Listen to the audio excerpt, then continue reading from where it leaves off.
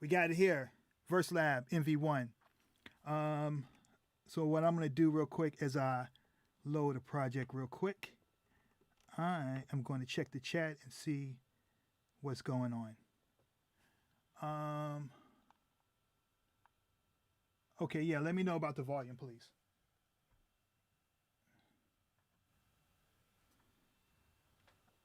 How about that? Is it better? The mic is probably moved out of the way. How about that? Yeah. Let's see here. Load. Okay.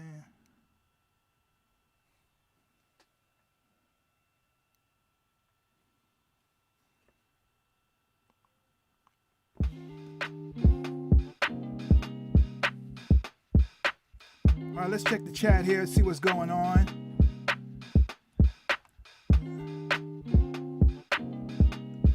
Lots of questions, lots of questions. Let's go.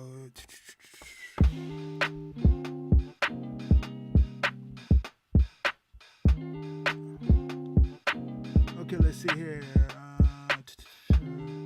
Number one, first person. Will this have basic tone editing options like the MC-101? And number two, could this be seen as an upgrade for the MC-101?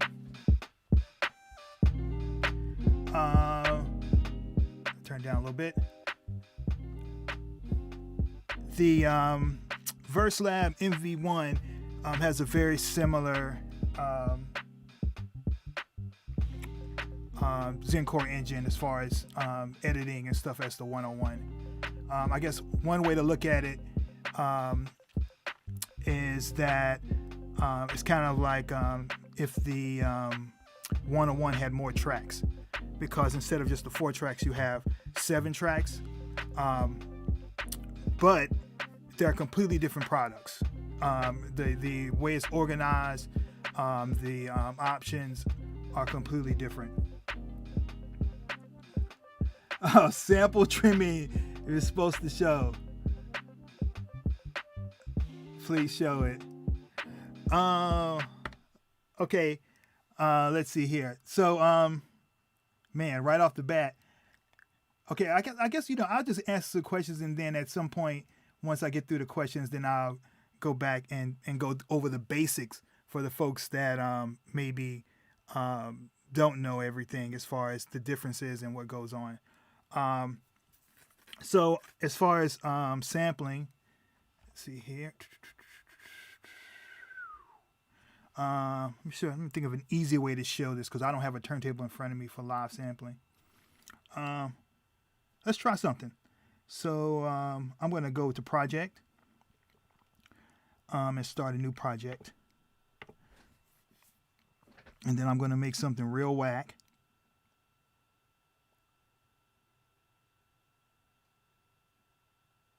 Okay. So we got our that's the kick. Now we got a kick. 808. So what you can do is, let's quickly just, I don't know, put in some random stuff.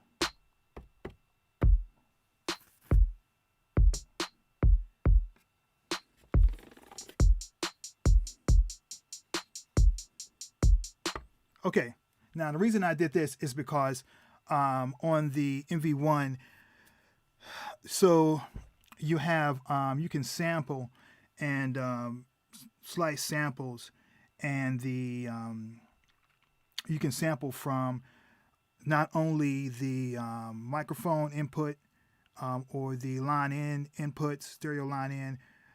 You can sample from the built-in microphone, and then you can also sample from other tracks. So you have basically 60 seconds to sample, but then once you import it to the drum kit or a tone track, a drum track or a tone track, then that uses the part of memory as the audio track, so you have up to 12 minutes mono. So what I'm going to do right now is go to the input, and I am going to set this to, let's see, the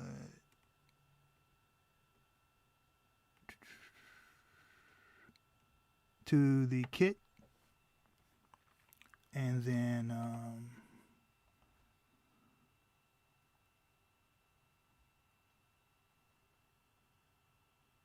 just trim on voice sample or import one. Well, I was gonna actually sample one of the tracks. Let's see here. So, and then we're gonna go edit, record.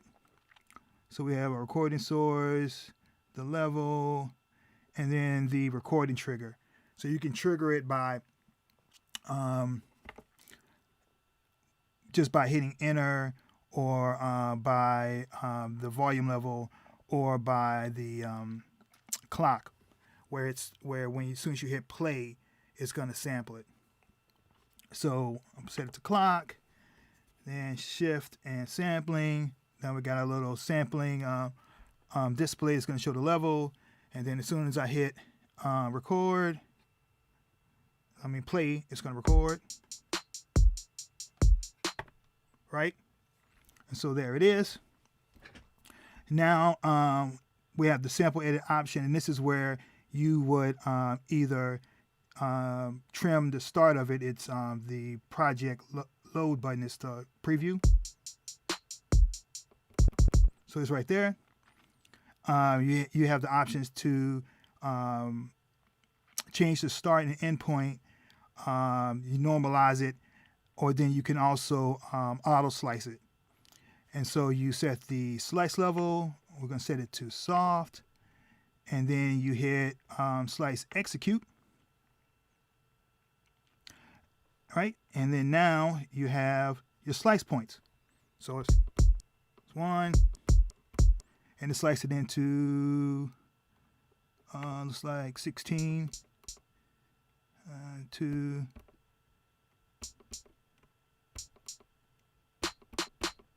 Yeah, so on and so forth. So now you got a slice point. All you have to do is pick a pad if it's a drum kit. And it says, do you want to set sample? Set sample. There it is. Let's see here. Go back. Pick another slice point.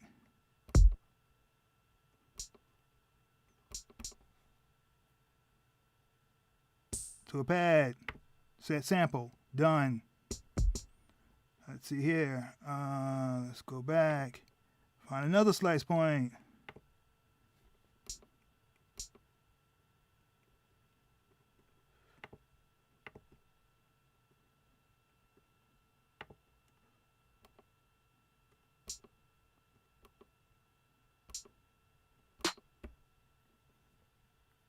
Hit a pad. Set sample. And that's chopping. Just chopped it that easy. You know. And then after you do that, now also if I wanted to put that on the tone track and play it chromatically up and down the keyboard, I would just hit a track, a normal tone track, and then it would just set that one sample across the whole keyboard. Now, once you set the samples, I can exit out of this, and then if I want to edit the samples, it's just edit and hit the pad. And then you have the instrument edit, which is an EQ. It's also where you set the envelope, the filter, and then the key, and then also the reverb and delay send. So you have a global reverb, delay, and master effect, and then you have a multi-effect, and then you also have a channel multi-effect on all of the tracks, in addition to the global reverb, delay, and then the mastering effects. So anyway, so we got that. So let's say on this particular pad right here, I wanted to trim the sample. You can go into sample edit, and once you can set the key, and then you have start point, you click into it, and then you can just turn it, or you can hold down shift and it'll go by larger increments. Just past it. Should have probably picked something a little bit more melodic. Anyway, just like that. You know, go to the next one.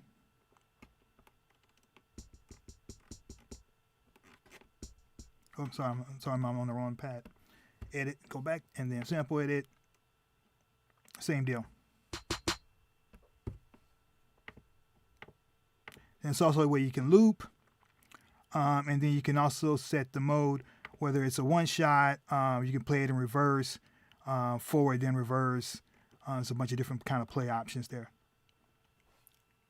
All right, so let's see here. Let's go with some more questions.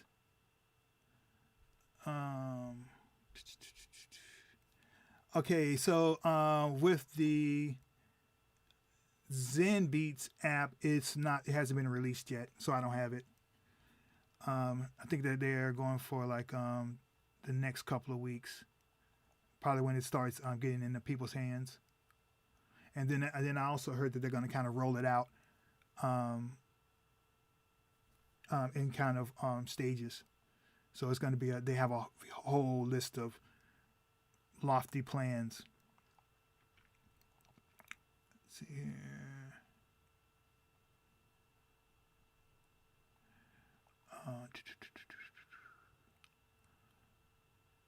Okay, let's see. So let's went to one sample trimming, sample import.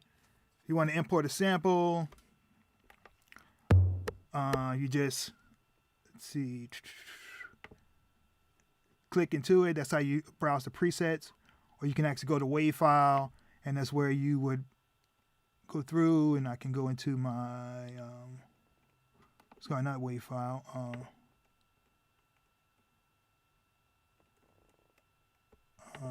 Wait a minute. Oh, yeah. Okay, see here. Yeah, and that's what you can browse your folders. So I can go through, let's see, pick something random.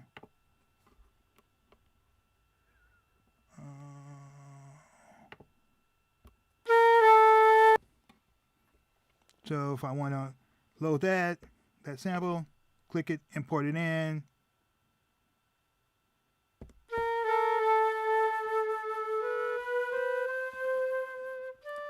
And of course, I don't want it to play on, keep playing.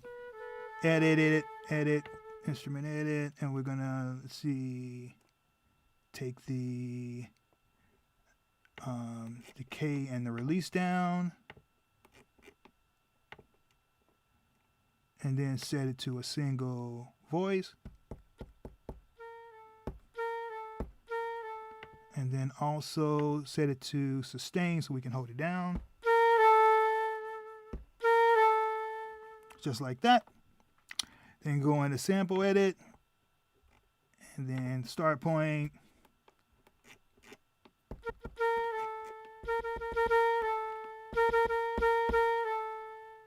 You know, just like that. Okay, so many questions. So I think that's pretty much as far as sampling goes. Any other questions as far as how sampling works? It's kind of it in a nutshell, really. Okay, no other questions on sampling, I don't think. Let me double check.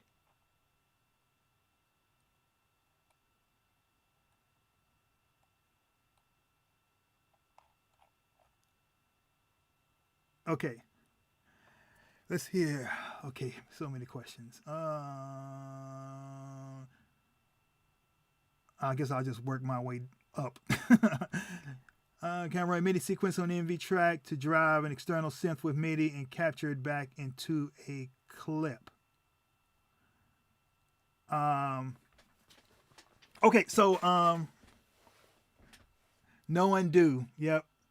Outside. Yeah, so the whole battery thing is that, so as opposed to some of the other larger devices that Roland has that uses Core, you know, like or in this kind of larger form factor, you can actually power the Verselab off USB. So you know, you can use a USB power bank, and I think in the manual there's like certain they say exactly what size power bank that you need. You know, I'm going to show the workflow in a second. Let's see here. I want to make sure I get ahead of these questions I can answer real quick. Can you run MIDI sequences on the MV track to drive external synth with MIDI and then capture it back into a clip?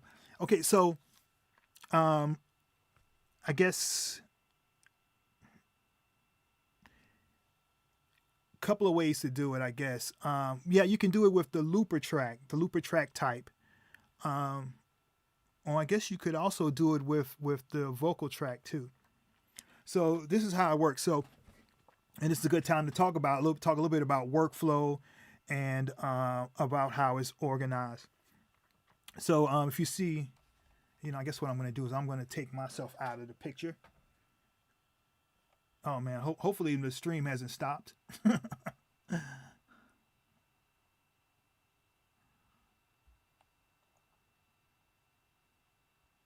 Hold on one moment. Let me see.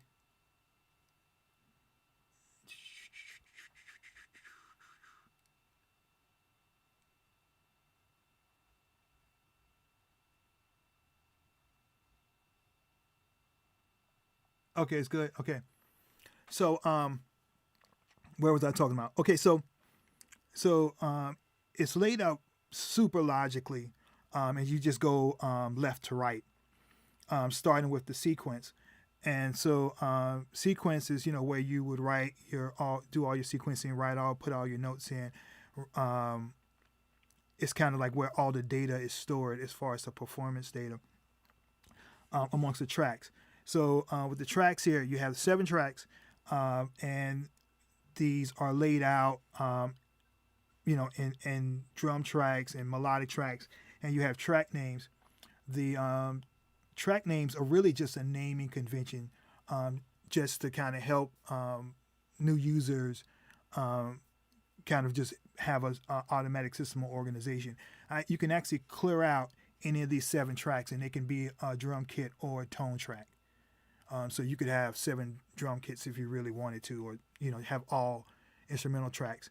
But there are some additional kind of things as far as you can do, because you can copy from a kit over to one of the other tracks to have one sound played across, and that's kind of like the default.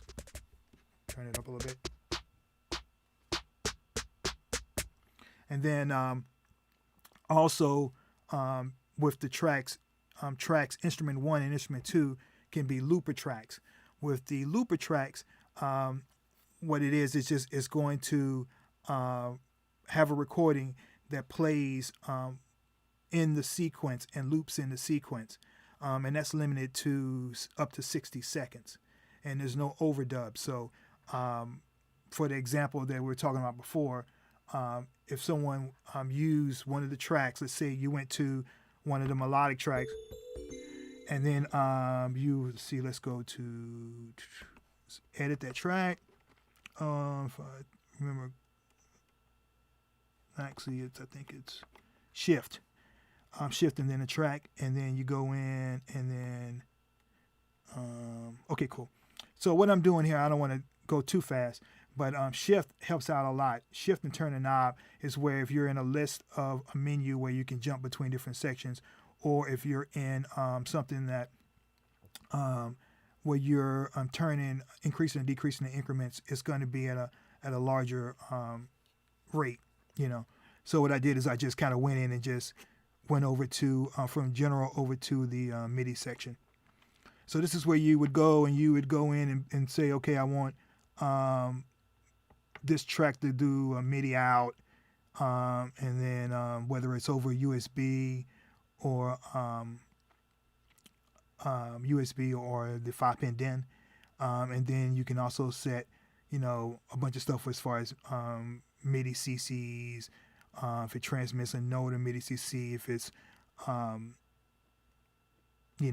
goes through the USB to a PC.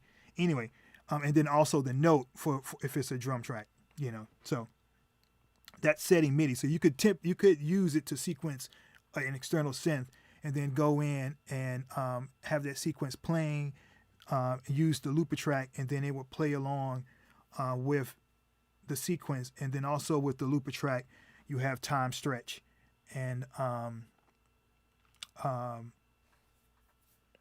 what's the one I'm looking for?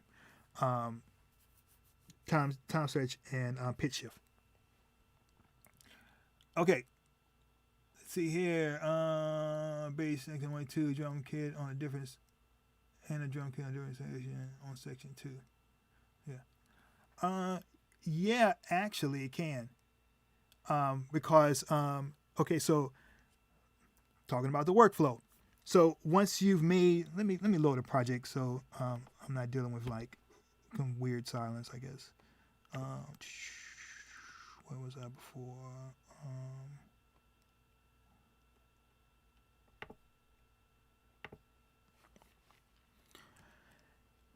So I have something to actually demonstrate this stuff with. So basically, the notes you record, the sound settings. So the phrase that you sequence, the sound settings, and then the settings of the track, they're all saved as a clip, and the clips are tied to the sections. So each track has basically a clip that's associated to it that's that sequence and the patch that's being used, and the type of track that it is.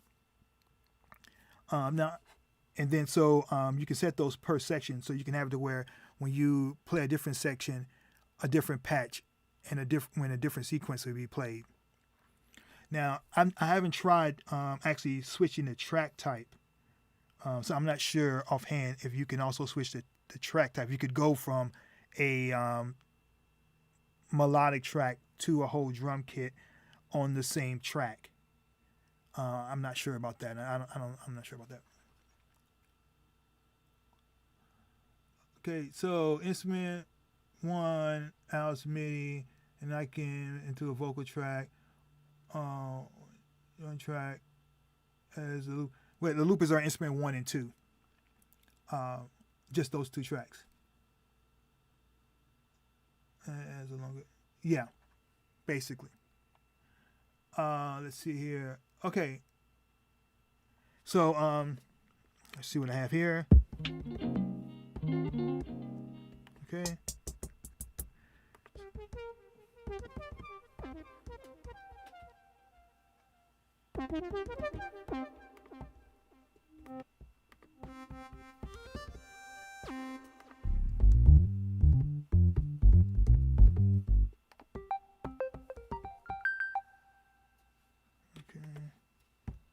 Okay, so after you've done your sequences, you move over to the section, and this is where, let's say if I had one basic groove, I could copy it amongst the different sections, and then go back, and then add or remove or change elements to create the different parts of the song.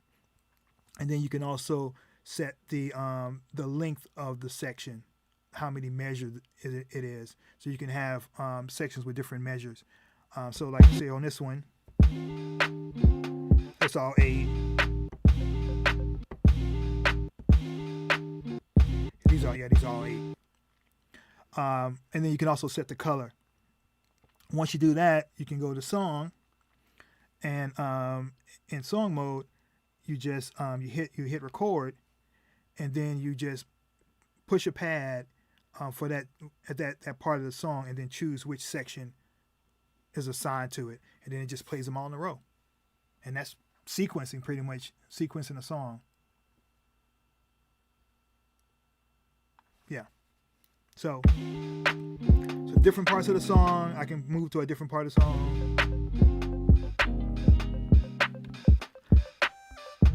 In addition to that, there's also the song templates.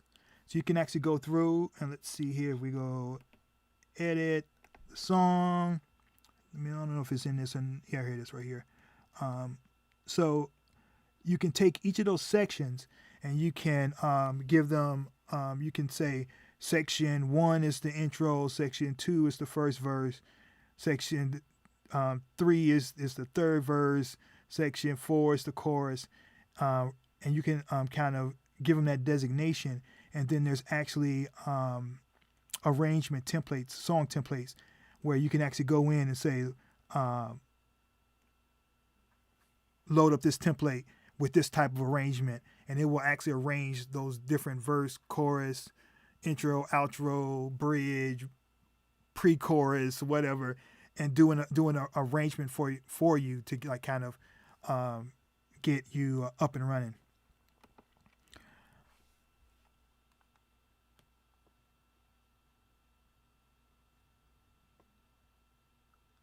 Okay, let's see here. Are the sounds here from random sounds? Yeah, absolutely. It's like I said, it's Zen Core.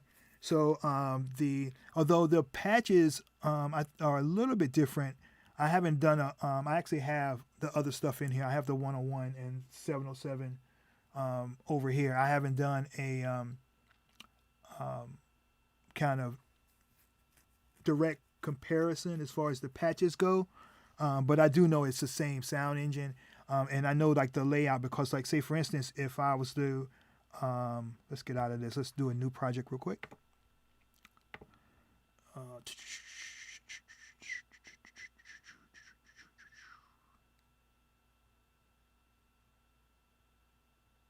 Okay, so let's say if I wanted to load a new sound, you just hit enter while you're on the track, and then you have the options to load a preset, a sound from a previous project, a WAV file, and then the sound files, which is the additional downloadable content like the sound packs from Roland Cloud.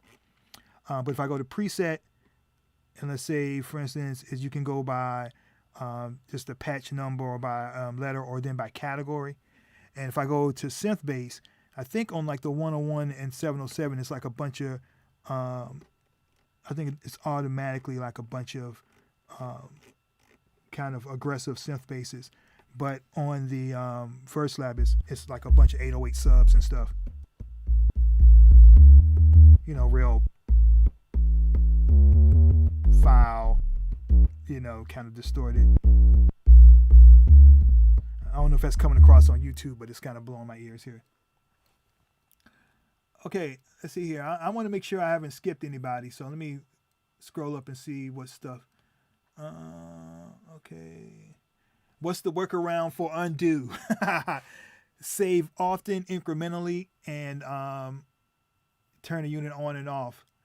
And then also on the sections, what I find myself doing on the sections, let me get out of this, is because you have 16 sections that can each be a part of your song, you're not going to use all 16. You know, if you have an intro, a verse, chorus, maybe a second verse or a B part, a bridge, and then like an outro or a different part of the second, you're only going to use like, 6, 7, 8 different parts at the most. But then you have another 8 sections. So what I do is I usually copy my section before I start trying to mess around with it and try new things. So that's my kind of backup, that if I mess up, I can just go back in and reload it and copy it back over. Okay, let's see here. Can you delete the whole project? Is there a user bank to save your own presets and samples? Any SD card or expansion? Okay, so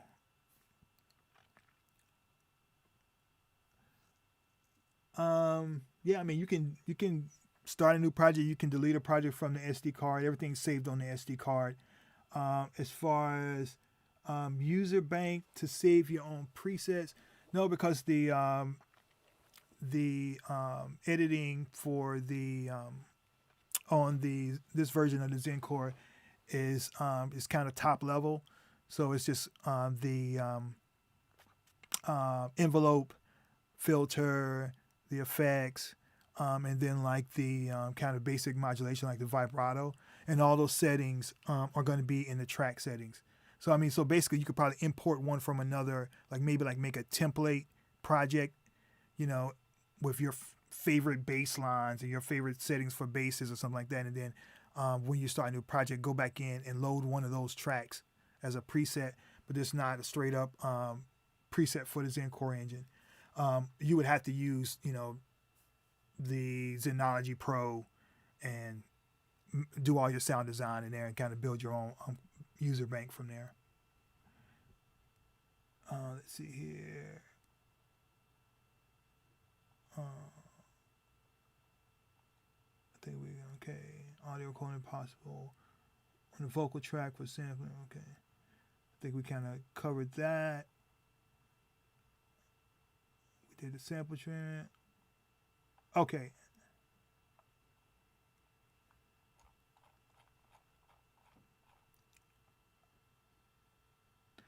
Yeah, but like I said, the thing with the between the 101 and the MV-1 is that the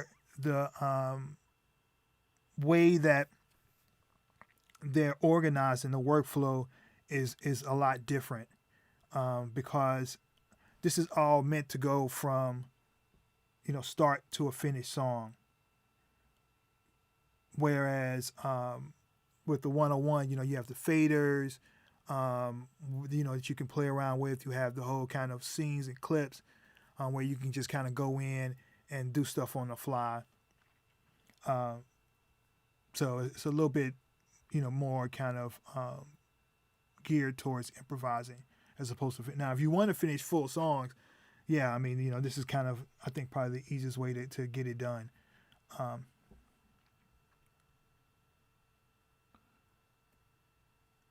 Are the chords presets? Okay, so let's see here. Are we in the blank? Okay, so let's show some note modes. So you have pad modes here, which just kind of determine what the layout of the pads are and what it does. So you have the normal note mode, and you can edit that, and you can set the key or the scale. You put that in a, do it in minor and set it in, D, and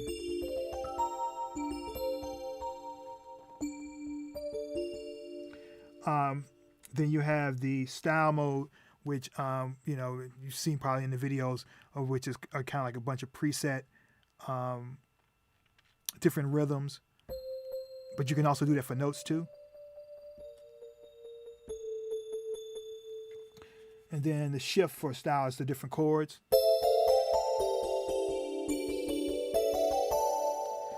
Which is just major and minor chords. And the presets for those, I think, are just triads.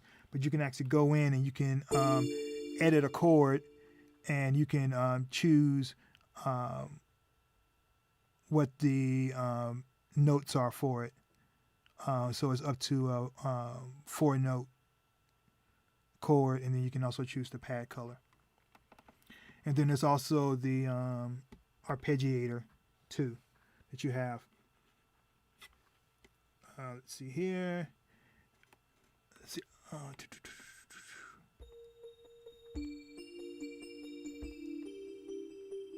So it's just click and style twice, and then you can edit that, and you have different arpeggiator styles and motifs and variations and all those settings for that. Then for the tracks that are drum based, so that's the styles.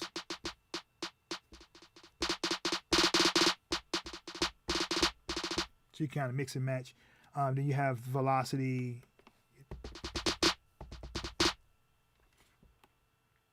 Yeah, I think that's pretty much as far as different pad modes go.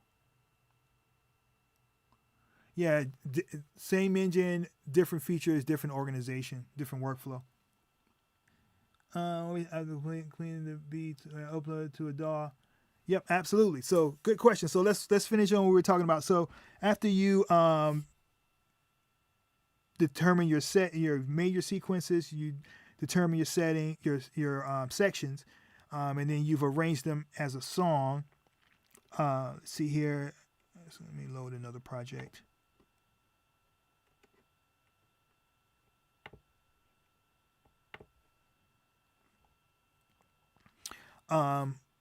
Once you have the song arranged, then you can use the vocal track.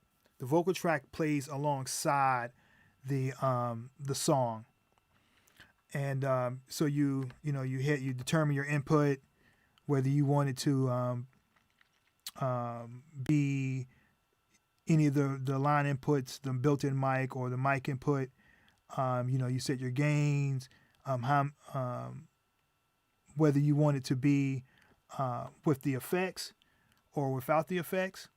And then you can actually have it to where you can record it dry but still have the effects on. So if you have like a singer that a lot of vocalists like to hear reverb and just for their confidence. So you can have it to where the effect is actually in actually over. And I could probably show you real quick. I have a mic here. Let's see. So we're gonna just turn the mic on. Check 1 2 1 2. Okay. As a vocal processor right here. And then I can go in and edit. And let's see here. And oops, let me get out of that. Okay, and there's you got your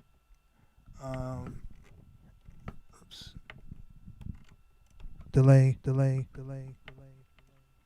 and the global reverb, of course. Yep.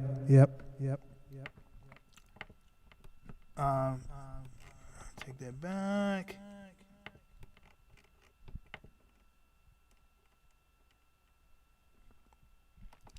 And then you have the vocal processors, which is a whole separate processor just for the vocals. And then we can go into that. You have preset patches. I'm sure you probably heard this if you've seen any of the videos. See here. Okay, it says auto pitch. You got the double track. The hip hop stuff, it has like a almost like a sounds like it's double track with something below it. The pop stuff is like really compressed with like high end added. Then you got the radio. And then you have all of the harmony ones. Female. And then let's see, I think there's also one for there. Yeah, I can probably turn this down and make you hear it better. Okay, there we go. This is just the microphone. And that's the robot. Yep. All right, let's see here.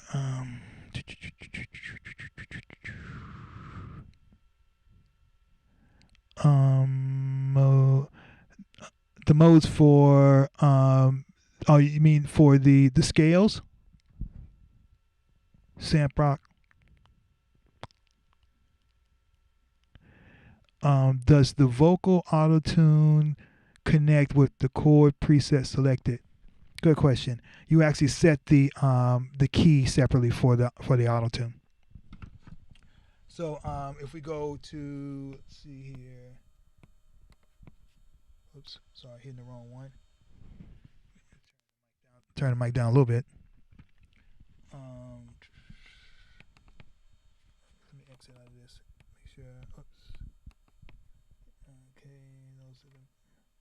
We'll go to initial patch, and then I'm going to edit the vocal processor. All right. So if I go to tune, and that's where you can turn it on. You have the type of tuning. You have the scale of the tuning, so you can do whether it's chromatic or by the key, and then you actually can go in and see where is it. I think it's either the key you set for. Maybe it might be in common. Yeah. So it's in the common settings where you set the key. So right now it's in C minor. And then there's also a noise gate. That's for tone. Then you have enhance, which is a bunch of different things. So it's like a kind of preset compression effect, the de-esser, and then enhance, which kind of brightens up the sound, the top end. And you have the EQ. And that's I think it's a 3-band EQ with sweepable highs and mids. Believe that. And then we said tune before. Then you have the manual settings for the harmonies.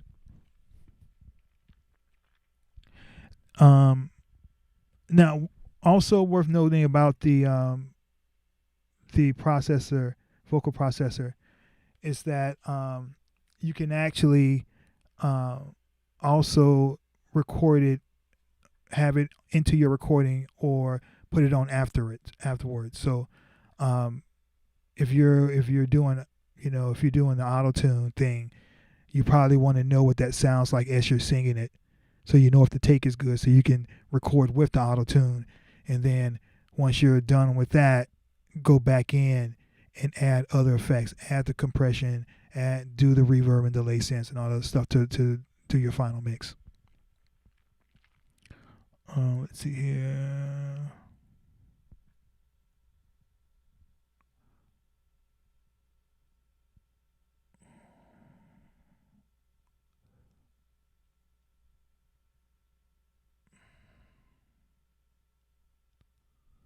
Okay, I think I got caught up. Okay, where was I? Do I have?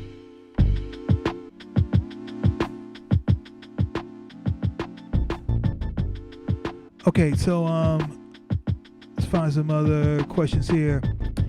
Will expansion sounds once imported, will there be packs you can install on the Verselab like the Phantom does, or are they sounds that save on it? I believe they're only saved to the SD card that you have to browse through. Similar to like the Groove boxes. You want a list of the scale modes, the scales. See if there's modes in there.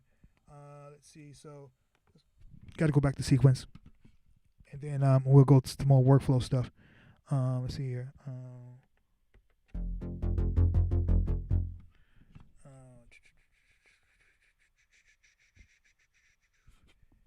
Edit. Nope. Scales. There's a whole bunch of them.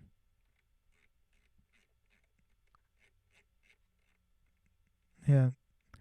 Major, minor, chromatic, Dorian, Phrygian, Lydian, Mixolydian, Lucretian, all the blues and pentatonics.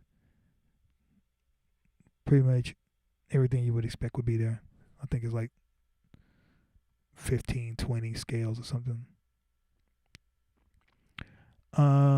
Let's see here. So I think I'm caught up. So let's keep on going. And vocal recording. So we were back here with the vocal track. So once you're in song, you can actually record your vocal. And the way the vocal recording works is that it's a dedicated track that plays alongside the song. And you have, it's done in vocal takes. So all the vocal take is just a recording that can be as long as the song is, that's assigned to a pad. And so then once you record it, you can then edit it. You can choose when it plays. So like say I could record on pad 1 and then have that play on the chorus or the hook of the song. Then make another recording and say like if I do it at the end, but I say, oh man, that would make a good intro. I could then go and say play pad 2 at measure 1, beat 1 or whatever, and then it would just kind of move it over to the front of the song. And then you can also trim the vocal takes like a sample, so you can actually shift them in time. So if the vocal's a little bit off or something like that, or you want to move it to a kind of different timing, you can just go in and change the start and end point, or copy it among multiple takes, split it up, and then say, oh well, this part when it gets right here, I need to move it over a little bit. Let's see here. So can you play 2 pads at the same time, already vocal takes? Yeah, the vocal takes, it can be all 16 at the same time. So, I mean, it's basically 16 audio tracks. Does it have swing? Absolutely. So swing. Let me put down this mic and actually bring up my other one. I'm tired of holding it. All right. Take the mic off. Okay. Now, okay, we're back. Okay, cool. Swing. Okay, so if you go to the, I believe it's in the quantize section. So that is shift and then pattern select. Okay, and this is where, oh no, actually, you know what? Sorry, I'm getting it confused. That's just straight up quantize. I think the swing, it might be, I think it's in track edit. Let me double check.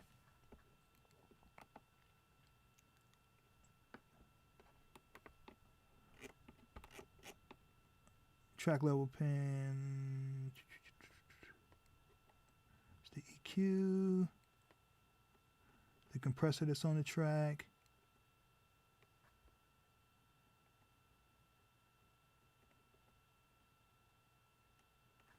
That's odd. Where is the swing settings? Give me a second. I'll figure that out. Hold on.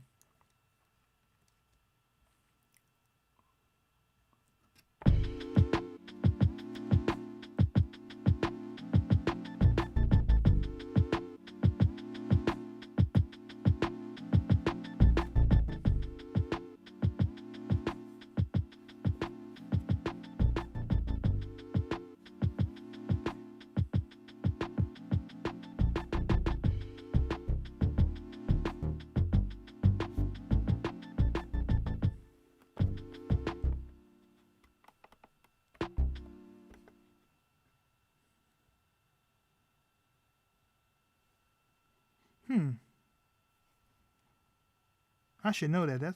I feel somewhat stumped.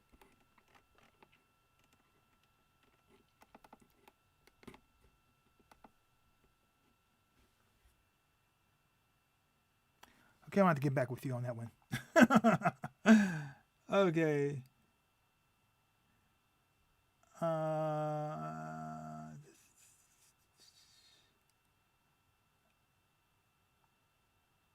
Man, Samper, I got all the questions. Okay, what happens when you plug into an iPad, iPhone? Is there USB audio to capture on iPad and no USB MIDI sequence and transport buttons on? Yeah, there's two modes for the driver. There is a custom Roland driver that will, when you plug up to your Mac or PC, will give you multi-channel audio, where each track can be set to a separate output to go into your DAW if you want to transfer like stems into your DAW. And then there's also a generic class compliant driver that will work also on Mac and PC, but then also work on mobile devices, other operating systems like Linux or something like that. And so that's, just straight up 2-channel audio and MIDI. So you would need a camera connection kit if you're on an iPhone or iPad, and then you would be able to send and receive those 2 channels audio, and then also send and receive MIDI over USB. And then there's also storage mode. And storage mode is basically like another type of kind of class compliant mode, which just turns it into a USB card reader. So you go into storage mode, and then it's going to show up on any of your devices as a little card reader, hard drive icon that you can go in and drag your things into the samples, or take your waves out of the your mixed down waves out of the MV-1 over to your computer. Show which parameters are available. Okay, I think someone already answered that. Yeah, it's just let's see here.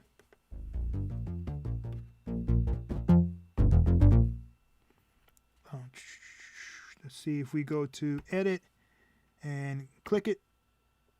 You have the option of the tone settings, the multi effects, and then the tone browser, tone settings. So that's the level, pan, delay, reverb, send. Got the tuning. where you want it to be mono, poly, legato, and portamento time. Then you have the cutoff resonance for the filter, attack, decay, release, stuff for vibrato, the rate and the depth. And then you can shift the octave, some velocity, sensitivity, the voice assignment, kind of pitch bend mode, and I'm not sure what the unison switch is, and I'm still trying to figure out these assignable controls because it's not really in the manual.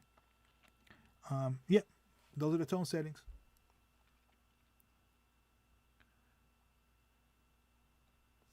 Okay, let's see here. What's the maximum length for the patterns? 16 bars. Well, in a sequence, I think that's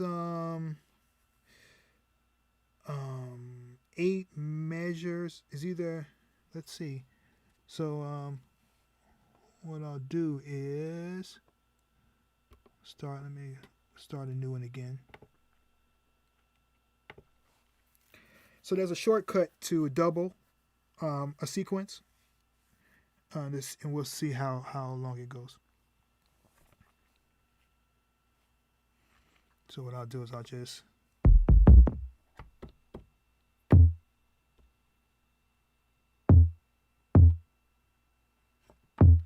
okay. So let's see. I think it's copy and then the measure. So now that's 2. So that's 2 measures of that 16-step pattern, and then we're gonna do it again. Now that's 4. So this is the measurement buttons where you can go through different measurements, and then it also has a kind of measure indicator that lets you know which measure you're in. So that's 1, 2, 3, 4. That's the 4th measure. Let's copy that again, duplicate that again, and now we're in 1, 2, 3, 4, 6, 7, 8. And I'm gonna even try it one more time. I don't think it's gonna work.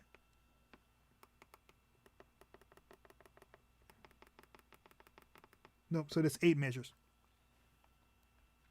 And then, of course, you can go in and, move it to a different section and just add on to it.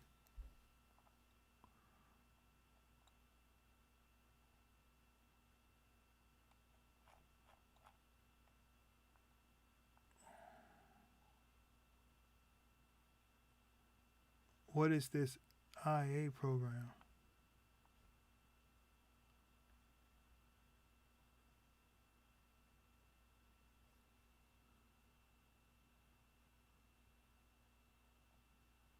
What?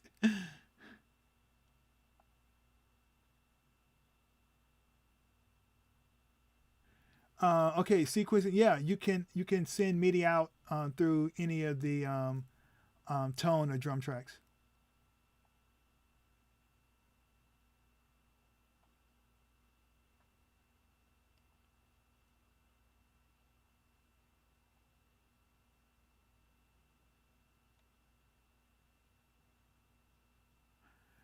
Yeah, I guess. Well, the thing about the okay, so it's a question about. He said, voice and guitar, you might need a mixer. The kind of limitations of the vocal track is that although you can have basically 16 takes stacked on top of each other, they're all on that common track. You can set the levels and you can edit when it plays. But actually, I'm probably better just to show you. Go to song mode. We're going to edit vocal. So you have a multi-effect that's over the whole vocal track, and then you have 6 different compressors that you can assign. So you can have one compressor on 2 takes if it's the lead vocal, and then a different compressor setting for the backgrounds or something like that. And then I think that may be it. And then you can set the level of it. So if you were doing something like, guitar vocal using different instruments in addition to using vocals, you'd have to be smart about it and probably record with the effects inside. Record the effects, print the effects as you're tracking. Because there are actually a lot of guitar effects built in here. A lot of the classic Boss stuff and everything from the Dimension D to the cabinet simulators and stuff like that. Is the drum kit track polyphonic? Yeah, I mean you can. It's a drum kit track. Is just a collection of 16 sounds, and they can all play on top of each other. And you can also set mute groups too, to where the open hi-hat cuts off the closed hi-hat. Or if you're chopping samples, you import a bunch of samples. You can say set it to play mono, and then set them all up in a choke group so your slices don't cut off. Just for your slices cut off each other. Let's see here. Okay, so I should continue on with the workflow. So after you recorded some vocals, and let me go back and load something. I'm going to exit out. What do I have? Load another project. After you recorded your vocals, then you move on to the mixer section. Start getting the sound of everything together.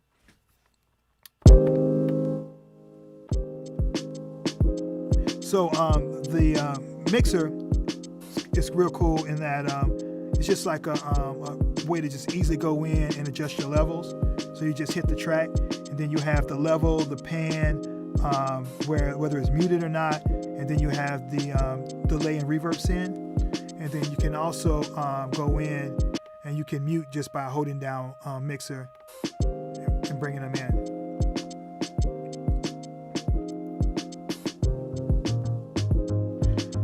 In addition to the mixer mode, you also have the effects section. So you have another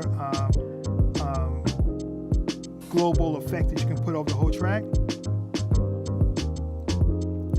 And actually, I think on this one, I have the highly overused effect from the 404, the DJFX looper.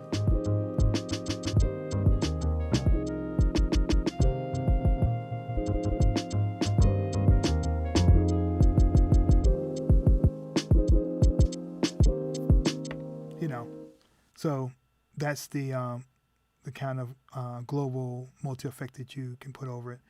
And then also you have motion, where you can actually go through and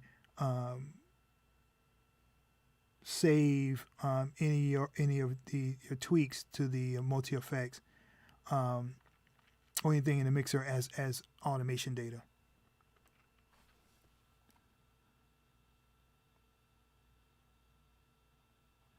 Okay, let's see here. Is there a note repeat like on? Well, basically the style is the note repeat.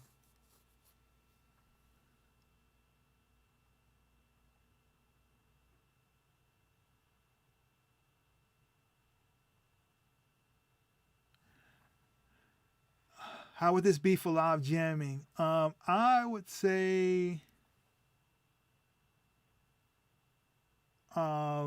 probably the groove box is a little bit better for that, because you have the clips and the kind of clips and scenes, and then you also have the scatter effect too, which is pretty cool, which is not on here.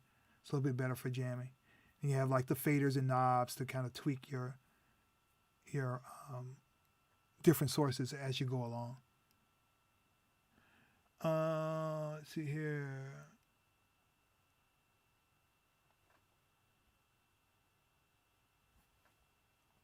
Can it be used as an effect with the line in?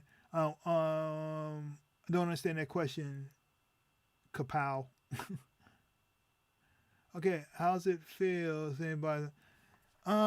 Yes, similar feel to the 707.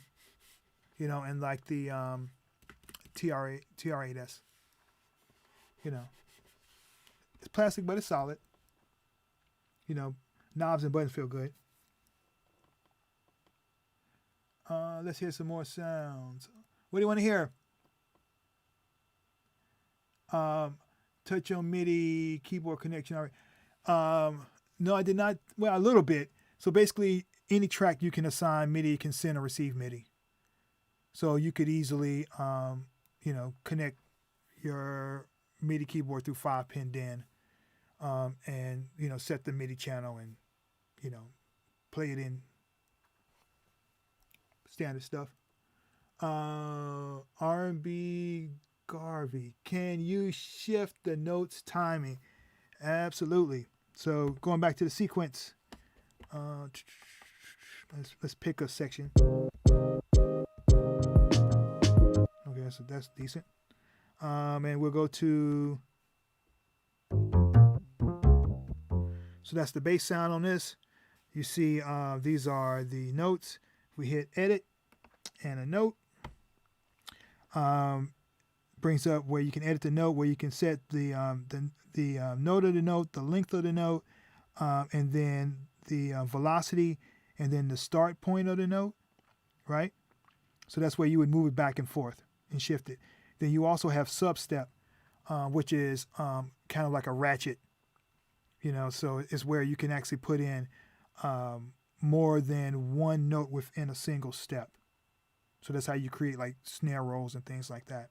In addition to using the styles, you can actually go in, put substep in, and create like a, you know, a triplet or a flam or whatever. I think it's up to like 4 notes.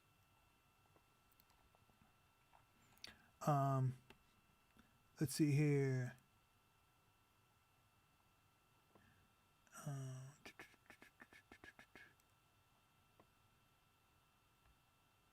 Yeah, for banging out tracks, this thing is it's pretty fun. Okay. Okay, so let's see, where are we? So we showed the effects, we showed the mixer. Then I guess then from there we go to mastering. So after you've balanced, you've created your sequences. You have your different sections, and now you put your sections into an arrangement in the song. You recorded your vocals along with the song, and then you got all that running right. You got your different vocal takes, and you have your vocal parts going on, and now you have the song kind of shaped up to where you want it. Maybe you did some motion recording to put automation for the different effects, and got the songs together. You use the mixer section to balance out and adjust the reverb and delay on each track and get everything sitting nice. The next thing you want to do is put some final polish on it, which is the mastering section.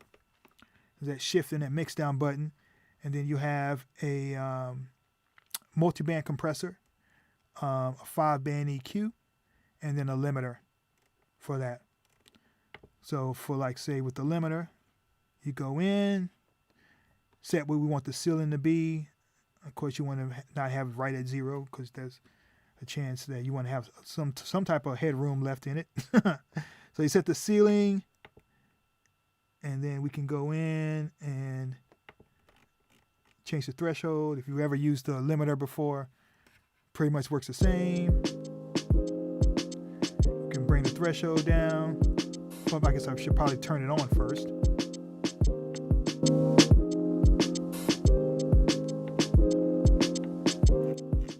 And then you also have, you know, it shows you the level, a little VU of the level.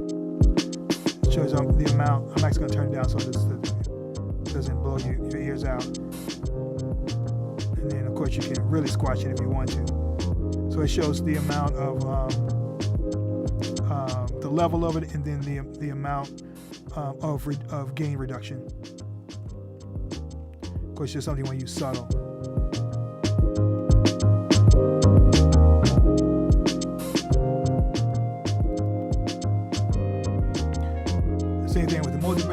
mixer,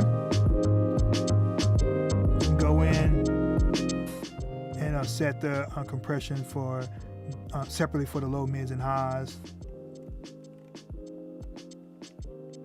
Yep.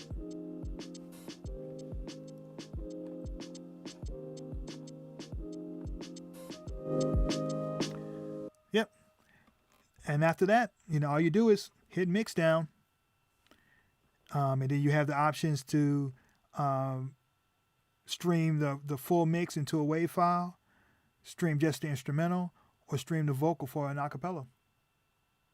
Done. And it just plays along to let you know let you monitor what it's recording, and then it just shows up in the mix down folder on the SD card. The three knobs on the LCD screen are contextual, so it depends on what you're doing, on which mode you're in and what you're doing. If you're say if you're editing a note,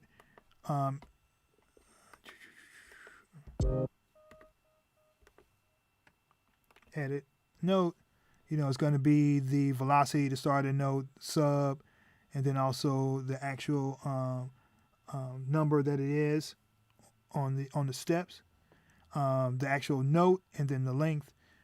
So it's going to be different things. If it's the mixer, it's going to be the EQ for each one of the tracks. So I can go in and quickly go in and say, let me take the lows out of this track, put the mids in that one, and then also with the level, pan, and then the reverb and delay. So it just depends on what mode you're in. Multifunctional.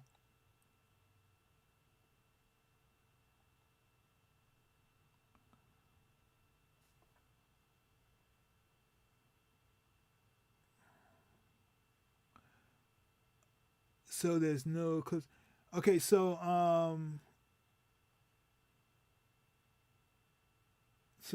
Matthew Summers, so with the way clips work on here, yeah, there's no. Let's see, I was able to get more voice tracks using clips. Well, depends on what you mean by more out of the tracks. So the way the MV-1 works is that you have sections which represent a part of your song. So it'd be like a verse, the chorus. Those sections are made up of clips, and the clips are the note data for each individual track, along with the track settings. So it's going to be what sound you're using, what notes are playing in the sequence, and each section has a different clip associated with that track. So, yeah, you could go in and say on this bass sound, I want a different bass sound to go in on the chorus, on the chorus section, playing a whole different riff and kind of squeeze stuff out of there. Okay, can they run us into the effects and come out and record another device?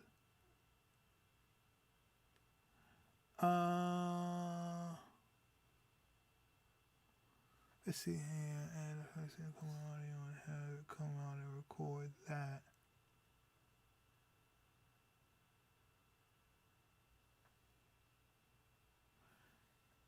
Not that I know of. I don't think, because let me think. The only way I think you could probably do that would be using the vocal track. But then you're tying up the vocal track.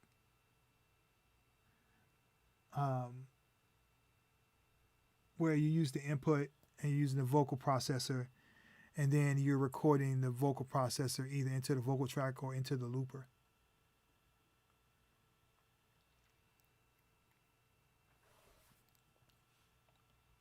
But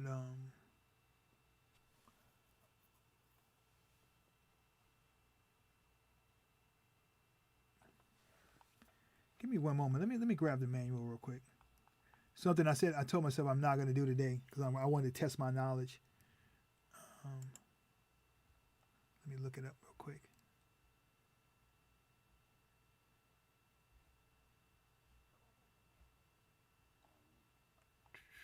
Downloads.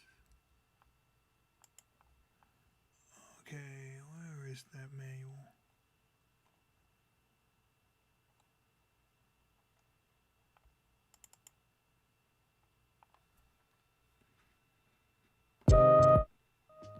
Totally messed that one up.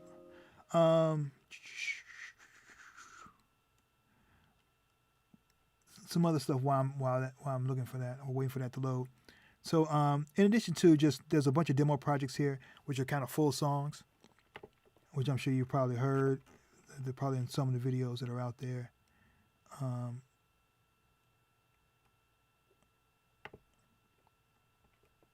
And then there's also genre templates, which aren't full songs. They're just kind of one section songs, but they're like separated by genre and just kind of stuff to get you started. Or if it's a vocalist, just needs like a quick backing track or something like that. Okay, here we go. Let's see, it's probably called.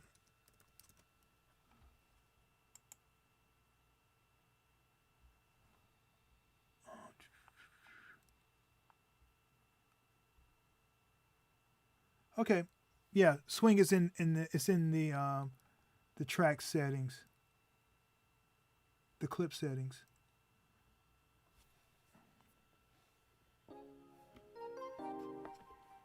So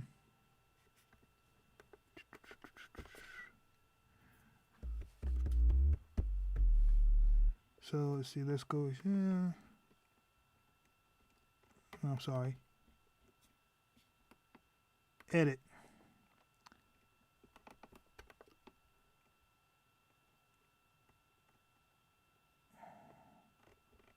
No, that's on the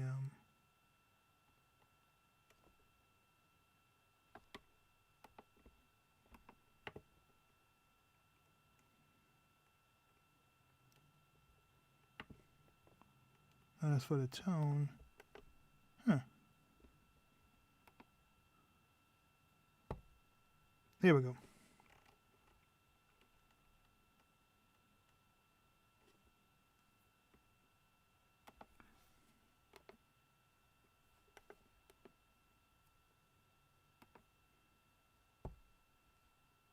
There we go. Now I found it. Sorry about that. So swing, it's called shuffle, and it's per clip. So what you have to do is you have to go into the clip settings. So one of the modes here for the pads is section select, and this is where you can go in and go between the different clips for in each section. So let's say let's see, maybe this is one of the demo ones. So there's like an intro.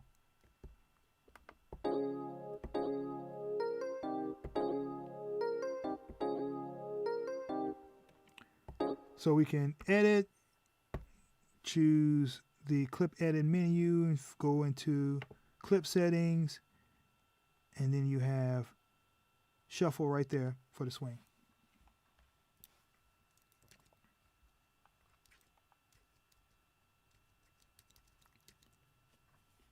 Wonder what this sounds like.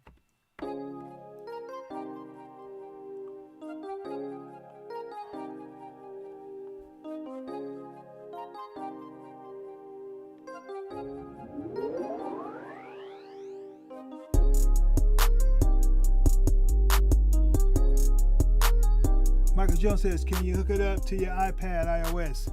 Yeah, you have class compliant generic drivers to do audio and Midi, 2-channel audio, and then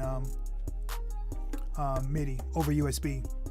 Get your camera connection kit if you have a Lightning on your iPad or iPhone.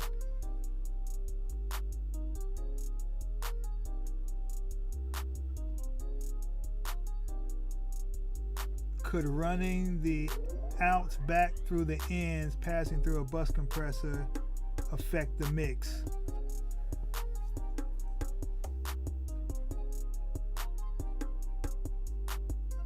And is this like a general? Was that like just a general engineering question or a question about the actual MV? Because there's a bus compressor built in. I want to make sure, Samuel, what you're talking about.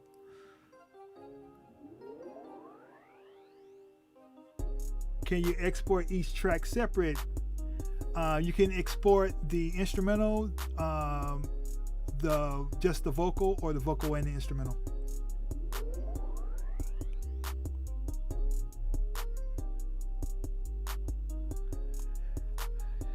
Oh, real quick, I just want to thank everyone for hanging out with me because, you know, I usually, when people do these live streams, it's just a bunch of trolling. No one's really trolled me yet.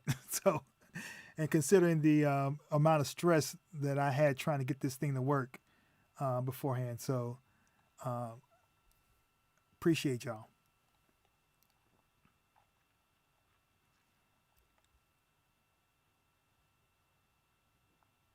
Okay. See here. How about octaves for drum? I don't know what you mean by that. I have to explain that one. Okay, resampling. So it said, can you make beats similar to SP404 on this, like reposing in the pattern sequencer? You know, honestly, you don't really need to use those 404 techniques with this. I have a 404 and a 303 behind me, right over here on the shelf. The reason I say this is because resampling was a technique that's kind of was developed to kind of go over the limitations of the 404 as far as the pattern sequencing and the kind of the way that the routing is on it. The fact that you only have one effects processor for everything that's over the top of everything. But you don't have that here. You know, on this you have separate tracks with a ton of effects on different levels. You have effects on the track. You have compressors on the track. You have EQs on each individual track. Then you have channel effects. Then you have the global reverb and a global delay. And then you have another global multi-effect. Then you also have the mastering effects on top of that. So you don't have to do that whole thing of, you know, resampling to play something, then to add some effects or to play another part, or because you can't spread out the sample across keys chromatically. You know, all those little tricks that you have to do and hoops you have to jump through on a SP. But on top of that, though, some of the SP effects, a lot of the SP effects actually, particularly the popular ones, are in the MV-1. So you have the lo-fi compressor, you have the DJ effects looper, you have the delays and stuff like that, the tape echo. So I think it's way better than a 404. The only advantage of a 404, I think, is the compact size, the fact that you can use it kind of for a live performance, because you can put a ton of audio in it because it reads directly from the SD card. So if you need to put hours and hours of music and have them at your fingertips, you know, whether it's complete beats that you've made and imported in, and you just want to kind of use it as like a hood version of Ableton or something, you know, it's like, you know, like you can do it. But let's see. John Craven, trying to figure out if I should return the TR6S for this. Better or worse for live jamming, applying effects in real time.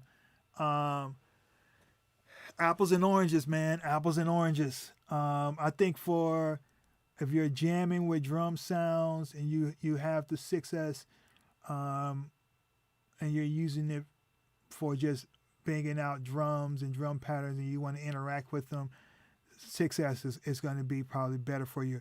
If you want to do complete songs, you want to write your parts, arrange them, and in a linear fashion, not just be playing this thing over and over and kind of doing a performance and doing different tricks and variations on something. But if you want to just arrange a concrete song and then apply vocals and mix it down and do all that stuff, then that's what the MV-1 is for. It's a studio. Drum machines in general were kind of built to be backing tools and to replace drummers, or so the lore goes. Probability triggering. Let's see here. Let's go. I don't know what's on this. Oh, actually, you know what? I don't like that beat that much. Let's go to new. Let's see here.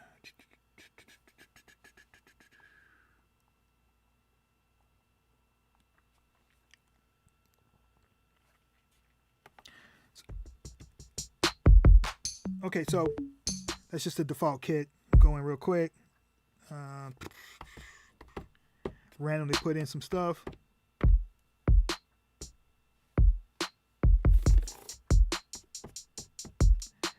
Okay, let's see here. Let's edit that note. So I hit edit and a note. This brings up no edit.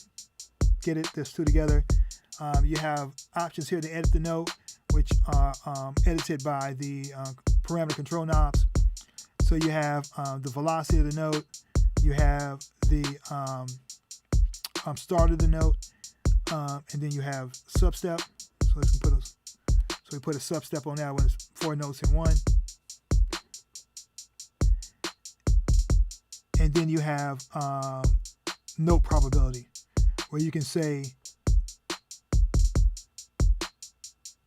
and it's such a percent for this to play, and then the length. So that's kind of the probability triggering you have. It's on individual drum sounds. I don't think you have it on. Well, you might have it on the. Let's see here.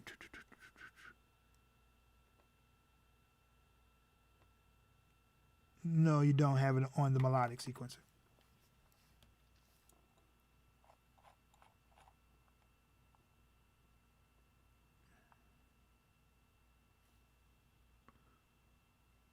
Oh, I see. Yeah. They want stems because they want to mix it themselves. Or if they're have a mastering guy or a guy that does their mixes. Yeah, the MV-1 is supposed to be like I said before, a studio in a box. So it's for you to bring them in and record the vocals and then you mix it. That way you can get all the money.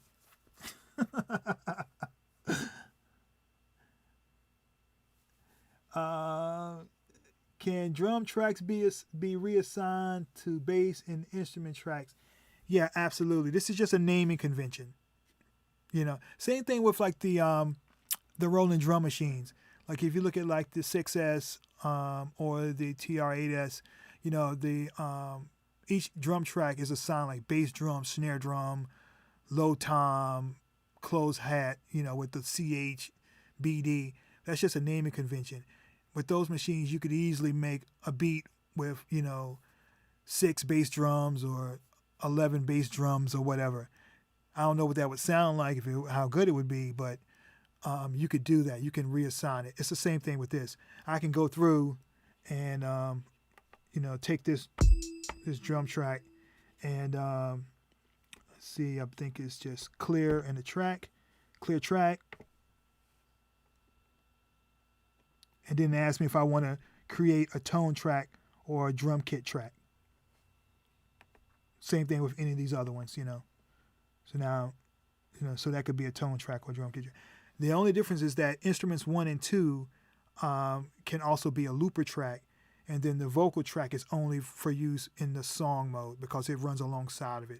It's not a sequence. It's running for the whole length of the song, so it's linear.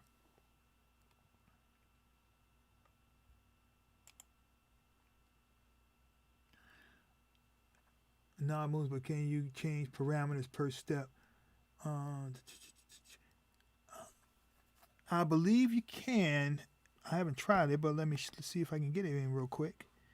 Let's see here. How would I do that? Let's browse something real quick. Let's see here.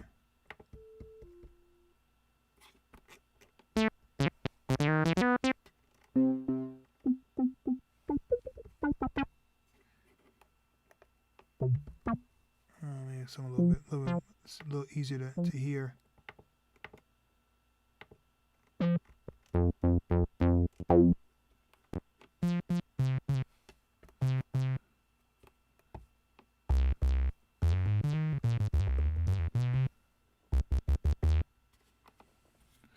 And then let's get some edit note. Let's change the key.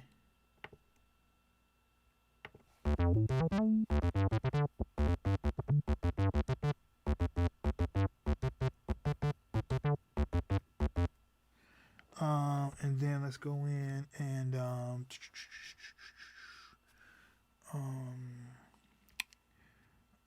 see here, motion.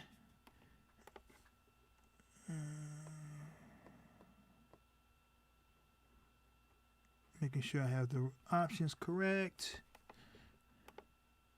Turn motion on, and then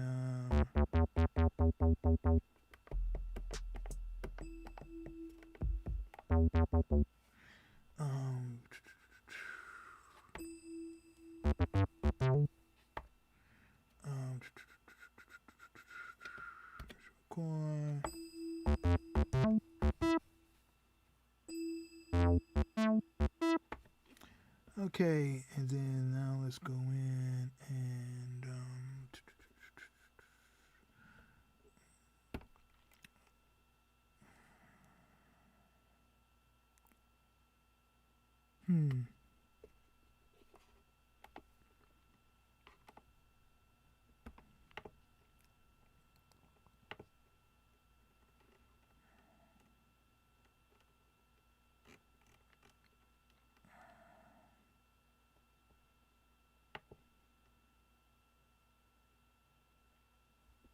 you know what? I'm not sure how to do it, but I'm pretty sure it's possible to go in and you have to assign a parameter to the control knobs, which I am not sure how to do offhand. Whoops. But once you do that, then you can, once you assign to knobs, you can record motion and then you can go in per step and change that. I just haven't done it yet.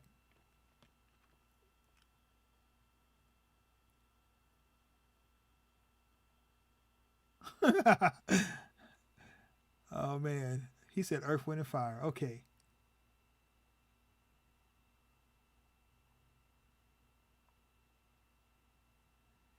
Yeah, that's true. I mean, like it's designed to replace a DAW, really, just to be a complete alternative to that. Because I mean, as you guys probably know, how many times you see on the forum, someone who's new, who's bought a lot of gear that doesn't know how to connect any of it or how the stuff talks to each other, and they ask a question about drivers and how to set up, their audio interface, and oh man, I got 5 new boxes. How do I get them to talk to each other? And the sync's off, and and some folks just want to get in there and just make some songs. So that's kind of what Roland's thinking was, I guess, is have kind of, you can just plug in a pair of headphones, and go from start to finish. You don't even need a microphone. You can just go through the built-in mic.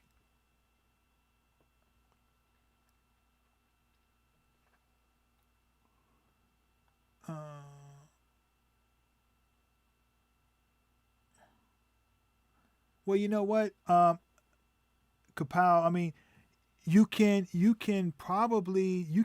go in, do a full mix down, and edit. I mean, excuse me, mute the tracks on the mix before the mix down. So I mean, yeah, you could go in and mute, and just have one track and mix that track down and go in and you know. But as far as a bulk kind of a bulk export of stems where you just hit one button and then all of a sudden it's 8 separate wave files for each track, separated like that. Currently there's not that functionality. As a matter of fact, when you mix down, it's in real time. So you're listening to the track as it's mixing down, which is also handy because it's not a computer, so that's your way of ensuring and listening to what you actually mix down, because you can't just go in and just. Well, I guess you could go in and preview it, as like a sample or something like that, but then you'd have to sit there and hold down the preview button, I guess, the whole time you're listening to the whole song. Did it cut off or did my hand get tired? Something.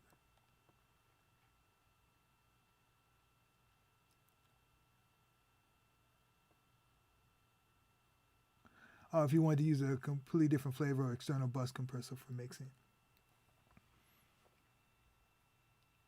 Yeah.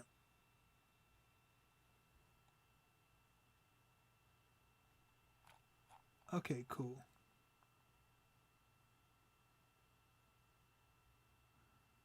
Exactly, yeah. You got it's for song creation, not for jamming. Um, Studio in the box. That's generally the idea that I'm hearing from the guys at Roland. Studio in the box. Go from idea to completely finished song, ready for distribution. Actually you can completely bypass your computer completely. I mean, because you can just throw it into storage mode, uh, you know, connect it to your phone and upload it from there. So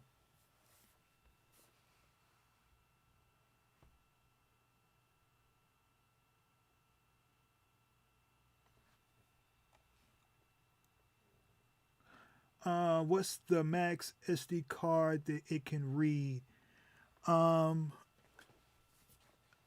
don't quote me on this, but I'm pretty sure it's like the other current Roland devices, because they use a lot of the same parts in the different machines. I'm sure it's the same SD card reader that's in the Groove boxes, and with those, I think it's a 32 gigabyte. That's what's in there now. I believe it's a 32 gig.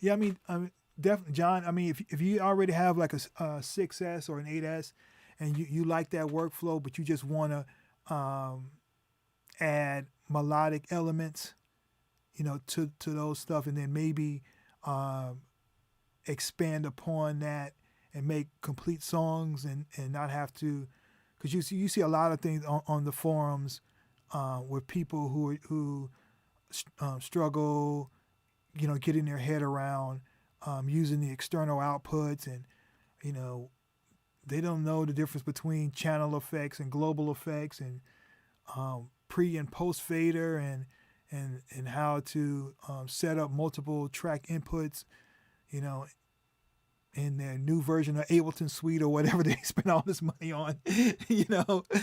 Um, so I mean, you could kind of pair this instead with like the a 6S or an 8S, and go through, and you could use the vocal track and maybe have a vocal take of each drum sound. And that way you still have control if you wanted to change the level, balance out the level of like your kicks and snares and stuff later on. But then you can also utilize the other 7 tracks for all your melodic stuff.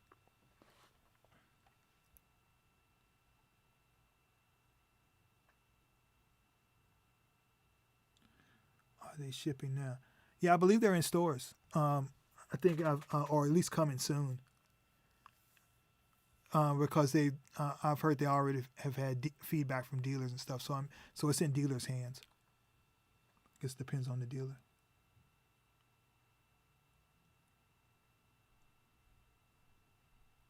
If it only allowed you to sample via Bluetooth.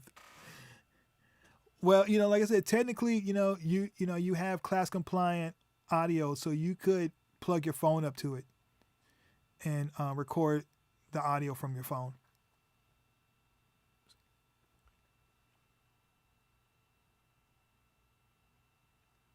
Yeah, no vocoder. You just got like a kind of monophonic, mono robot effect.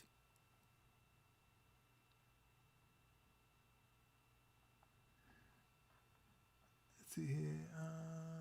What's the size of the pads compared to other devices? Smaller than the push 2 allow 1. I have a push 1 here. I have a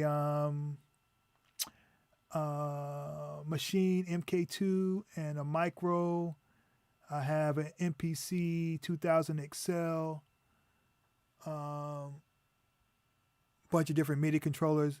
If you want me to pick up one, I can show you real quick. They're similar, almost the same size as like machine. The machine pads, very similar to the machine. In a lot of ways. It's like a more focused version of machine in my eyes, really. That's my personal opinion.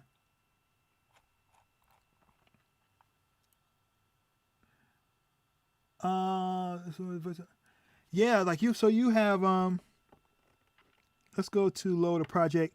You have these genre templates.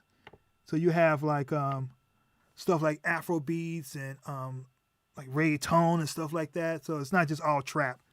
So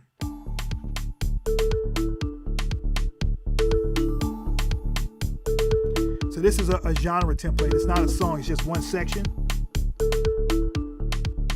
If you wanted to, you could go in and you could just, kind of, copy that to another section.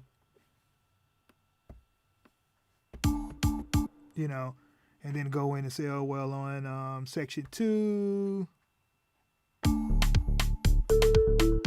See, I don't even know what was. Okay, cool.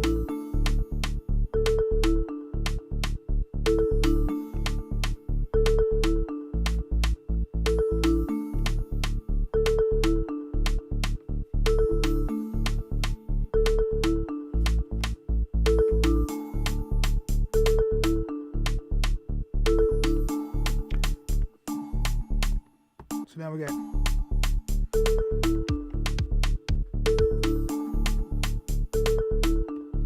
version off the kick. You could make your own arrangement, and you can even go in with the clips. You can in the sections you can actually also put in transpose, so you can have modulations too. So if you're doing some R&B type stuff and you wanted the riff to go up a key or change keys at a certain part of the song, you could do that. Let's see some other here. So that's Afro beats. There's a couple of Afro beat stuff. We got some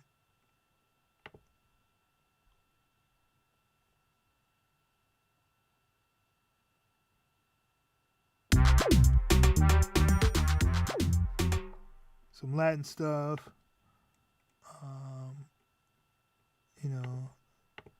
Reggaeton, stuff like that.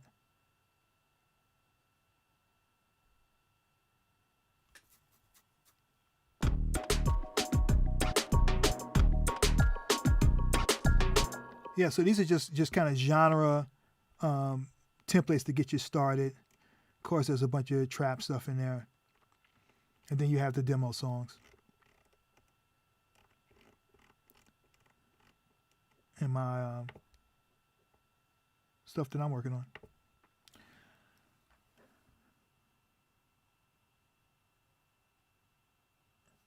Yeah, I mean, sampling, even though, it has 16 pads, with the MV-1 is not really, the focus was more on workflow and kind of having a total, being like a total solution, not a,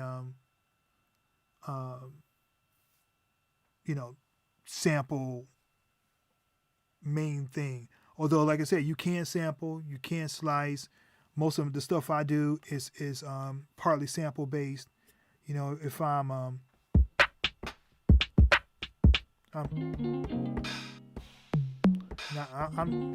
chopping stuff myself.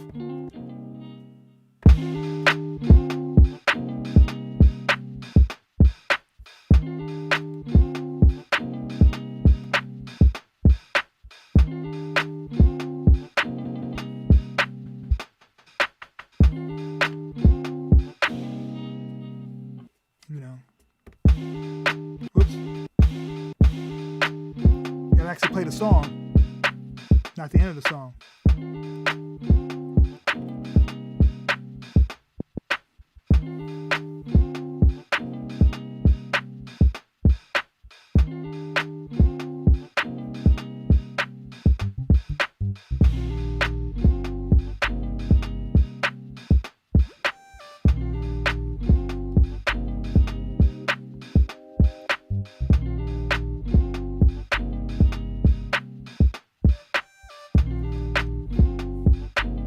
I think it depends on how much audio you have in here, because I have a lot of sample stuff that are in there, but you can go in and you can check what your how much memory you have left, and whether you're using the looper memory, which is that 60 seconds, or the sampler vocal bank, which is up to 12 minutes in mono.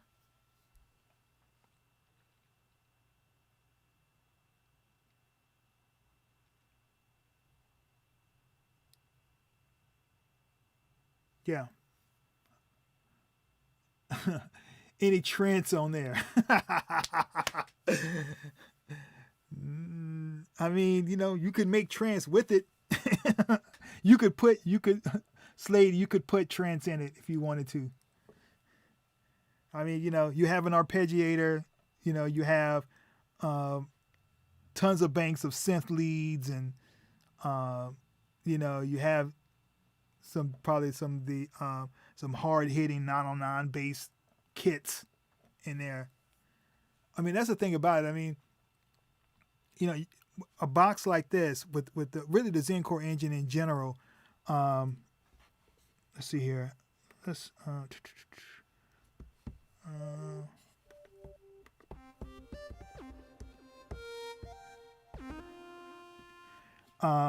going to change this real quick. Go through the presets.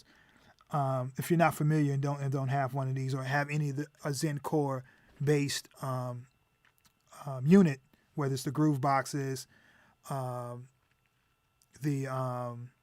Jupiter or the Phantom, or even the software with Zenology and Zenology Pro, and I think that's also on ZenBeats, which is the cross-platform kind of music creation app that Roland has that runs on, I think it's Mac, PC, Android, and iOS. There's like a little version of Zencore in that too now. But you have all these different categories, and it's not just synthetic stuff, synth stuff.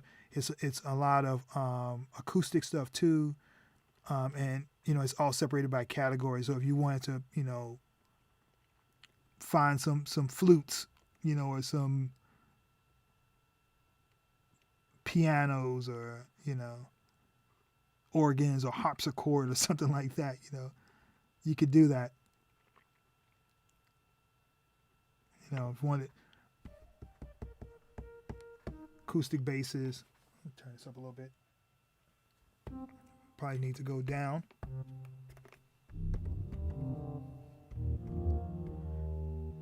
I was applying the track settings I had on this track. That's why it's so low. I'm going to discard that sound.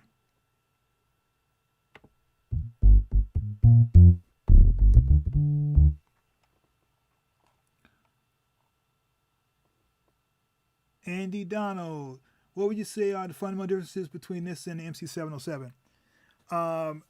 It's the implementation, the workflow, the features of the hardware. With this, the MC707 is more geared towards live performance and improvising. You know, you have the tactile, hands-on stuff like the knobs and the faders, and then also the workflow is kind of similar to Ableton's session view. You know, where it's like scenes and clips. Yeah. Whereas this is more like Ableton's arrangement view. It's for making like a linear song. So you don't have really that that kind of live improv based workflow. This is supposed to be kind of, you know, write some riffs, make the parts of your song, arrange the parts of your song, record your vocals, do your mix, balance everything out, add your effects, maybe put in some automation with the motion, and then put some mastering effects on top of it, the multiband compressor, tweak the EQ a little bit, put a limiter on the front of it so the level gets as hot as it needs to be, and then export it to a wave and put it out for the world to hear. Yeah. Well, I mean, this doesn't have the editing of the 707. So you don't really need a bigger screen. You know, I don't find the screen a problem at all. I think the screen does exactly what it needs to do. Most of the stuff that I see that has much larger screens, with some exceptions, you know, like maybe like some of the native instrument stuff where they're showing like lists of things, like the preset browser and like waveforms and stuff like that. But I think normally with the screens, they're duplicating buttons that the machine doesn't already have. You know, when you have buttons per function laid out in a logical way, all you really need from the screen is what mode you're in, so you don't get lost, so you know what button you pressed, and then the parameters. So, and the stuff that I've been making on it, I've never said, oh man, this screen needs to be bigger.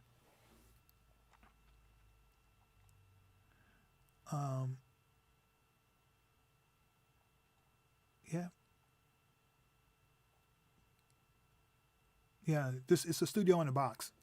You know, it's not a live performance tool for jamming it or working with all your other gear in like a live scenario.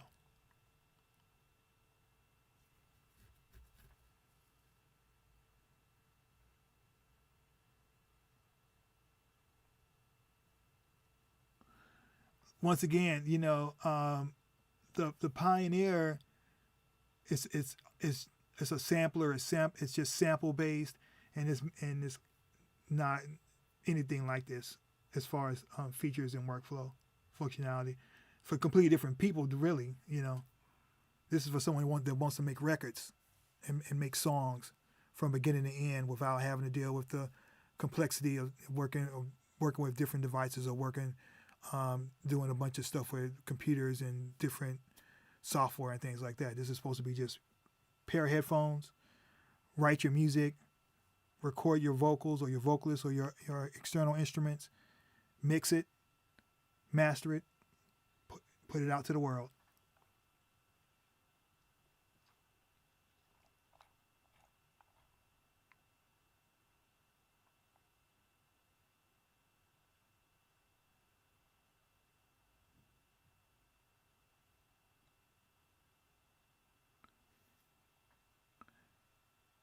Yeah. Let's see here.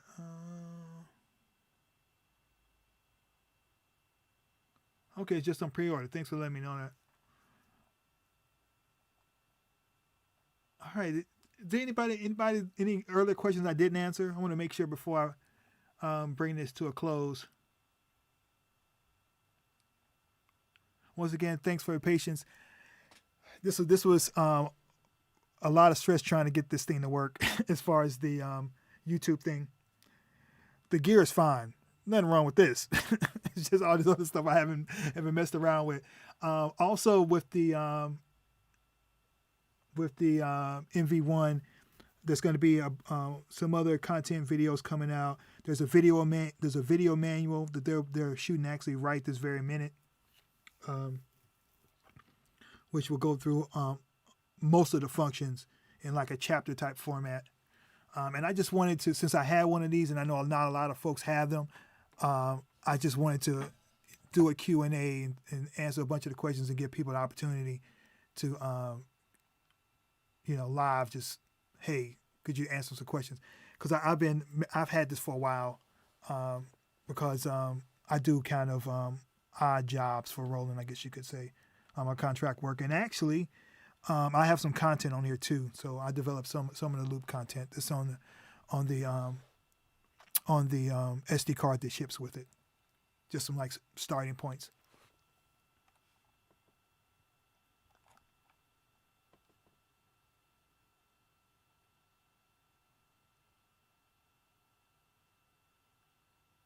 Oh, thank you. You're welcome. Yeah, I wish it could have been a little bit slicker. So truth be told, this is actually my first live stream ever, which is why I had so much technical issues. I decided to I'm going to see if I can go ahead and get OBS working real quick. see if I can go ahead and slap that together and throw this up. And my frame rate is just dropping like crazy. I still haven't found out what it is. What's going wrong?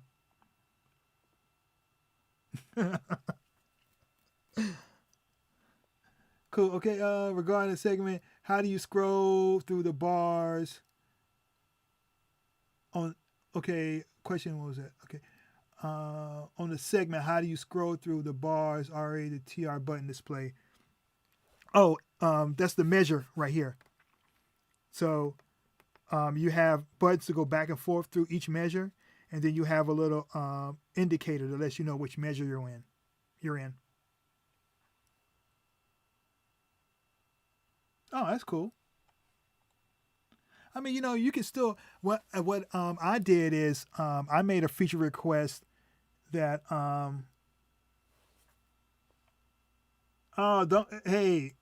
if you're late, don't worry. You can still ask some questions. I'm still here. I'm hanging out. I might go grab some water real quick. What was I saying though? I forgot what I was talking about. So we talked about the TR button display. I lost my train of thought. Someone remind me what I was just saying before. Does it speak IRA? Yes, it does. So if you have an MX1 or a DJ808, you can plug this into it through USB. Oh, I know what I was saying about the 101. Is that, of course, like I said, as far as they're both Zen cores, so there's some overlap as far as the sound engines and the patches. But the 101 is like at least half the size, if not a third of the size. Let's see here. Oh, hold on. Let me grab the 101 real quick.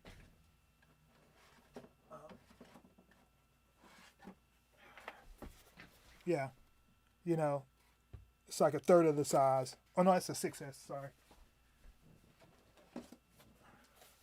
Yeah, that's the 101. Yeah. So much smaller, much more portable.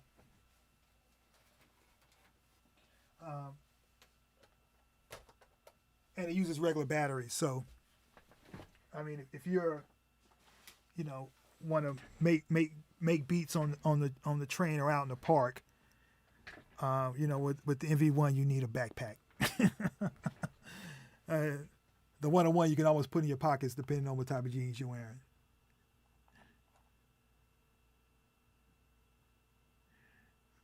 Feature request. Yeah, yeah, definitely. I mean, it should have like a stems mode where it just automatically just one button press is just an option and it streams all of it.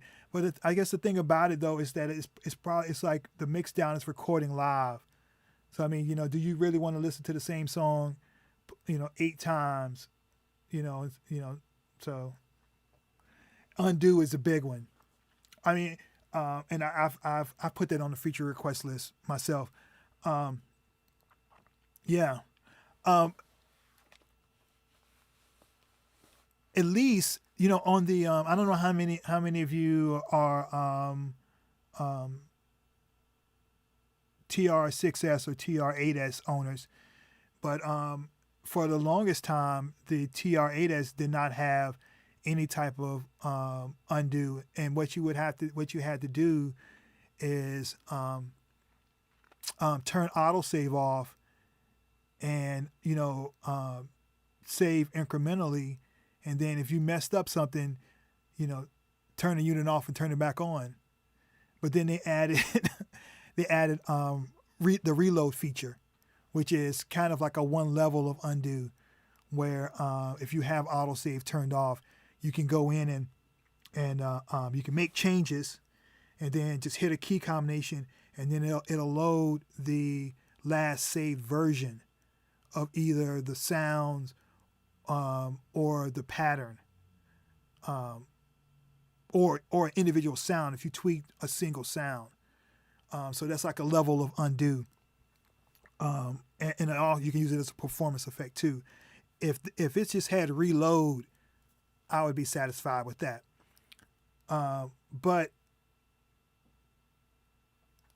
the workaround I found is I'm working on things and I don't want to mess something up.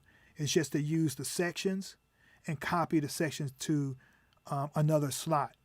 So what I'll do is, like, if I have my basic groove, I'll have, say, the verse, the chorus, intro, and then maybe a B part.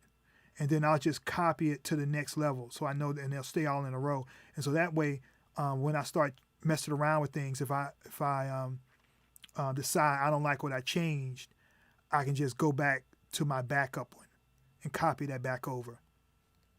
Because the clips, which are the settings for each individual track that's saved in that particular section, are per section.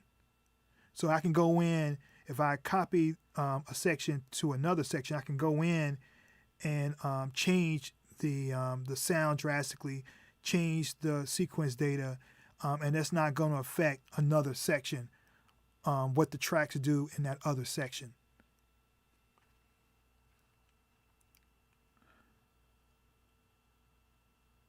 Will it filter snap incoming MIDI notes to the scale? That I am not sure of, but I'm thinking probably not, because it's a pad mode to the pads. It's not changing the MIDI information.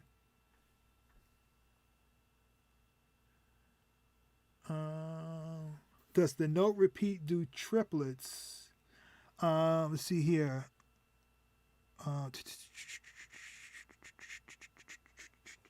Let's go with oops, sorry. Turn it down a little bit. Go to a kit.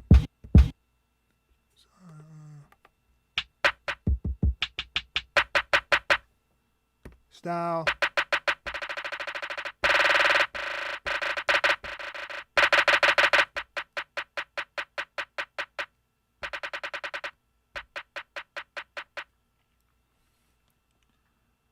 Will it find a BPM?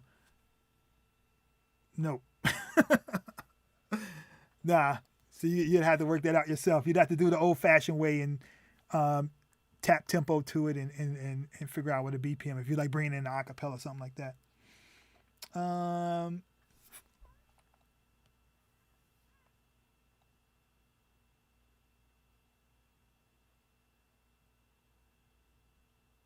Let's see here.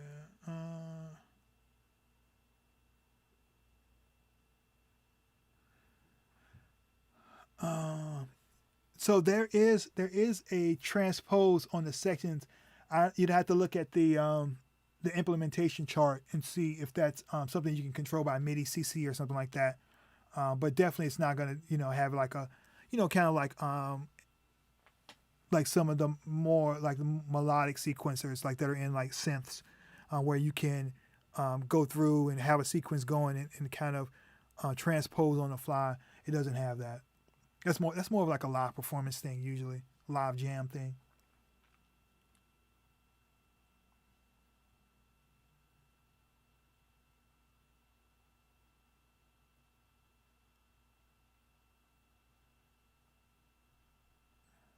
Let's see here.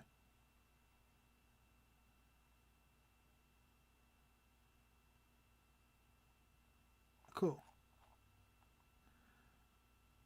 How much smaller than the 707? I think it's the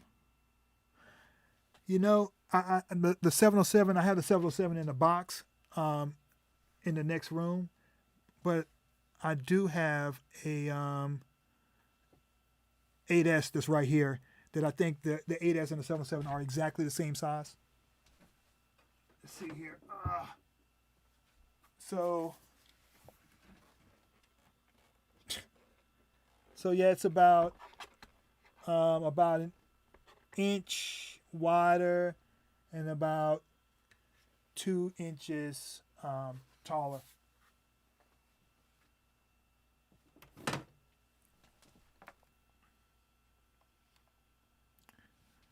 Oh yeah, you can. I mean, yeah, you can definitely change the BPM. I mean, you can change the tempo.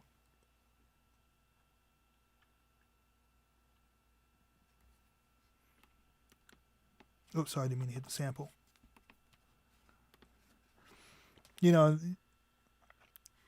I mean, as far as sequencing options, pretty much all the stuff you would expect as far as all the basics are going to be there.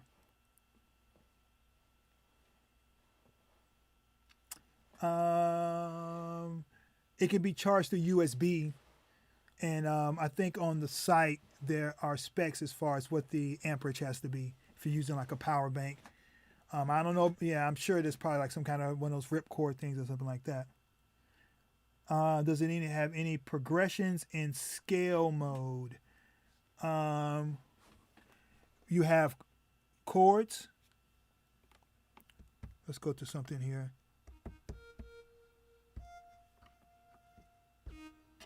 Maybe something that's not monophonic.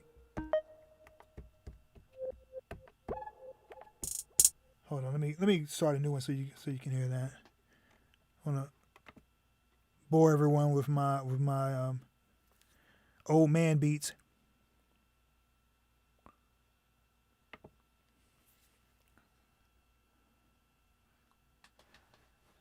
I have not hooked it up to the iPad yet.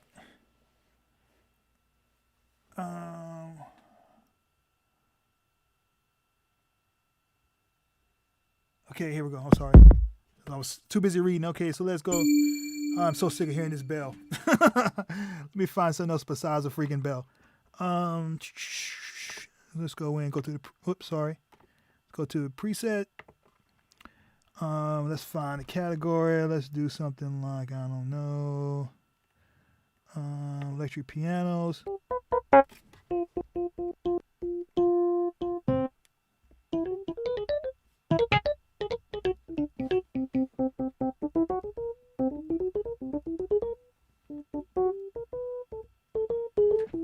Okay. Get that one. Let's go into edit the node. Let's put that on a node to minor.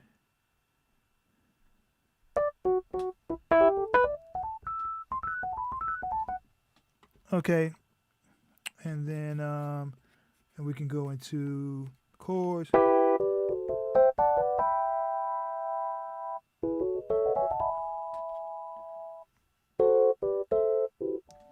I think those are just triads. You if you want some more esoteric chords, you have to go in and edit the chords. You hit edit and the pad where you can add an additional notes or change the notes. But that's the chord mode.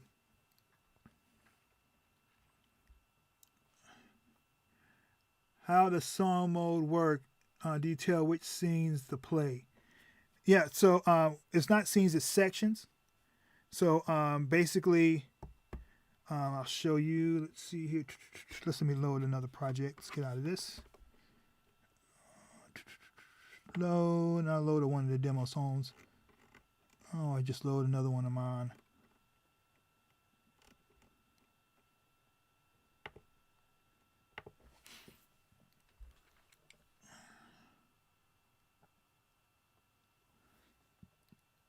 Do you think the main push button? You mean the encoder?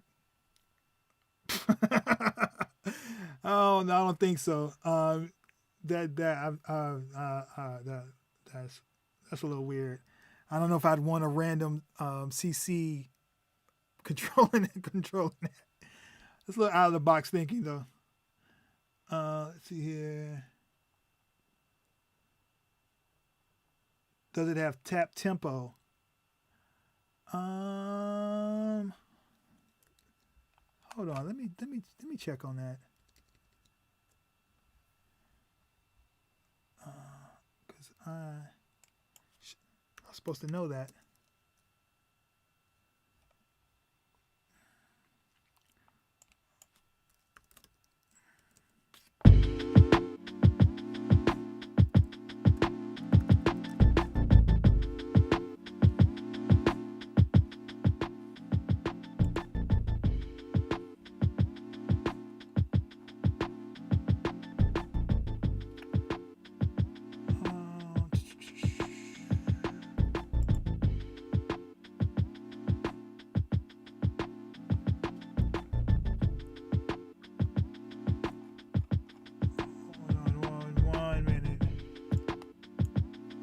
Okay, here we go.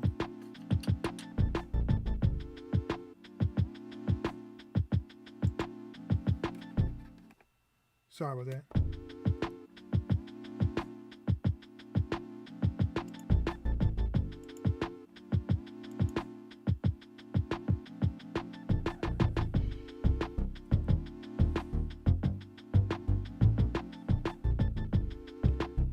Okay, so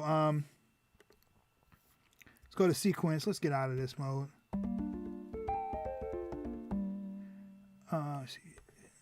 Shift and sequence brings up the BPM. It's also where you would set the count in, and the metronome has the metronome settings.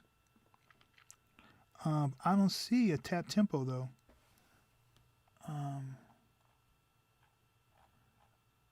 Not currently. Looks like it doesn't have tap tempo currently.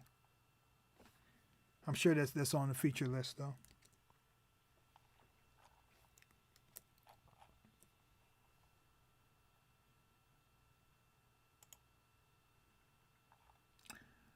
Is there some way to slice manually? Yep. Once you sample something, all you do, when you record something as a sample, I can show you real quick. I think I did it before. I'll show you again. This is what I'll do. I'm going to clear this track. We're going to clear that track. And then I'm going to make that into a drum kit track. Right? And then I'm going to go to got my drum kit here. And then I'm going to edit my record settings. And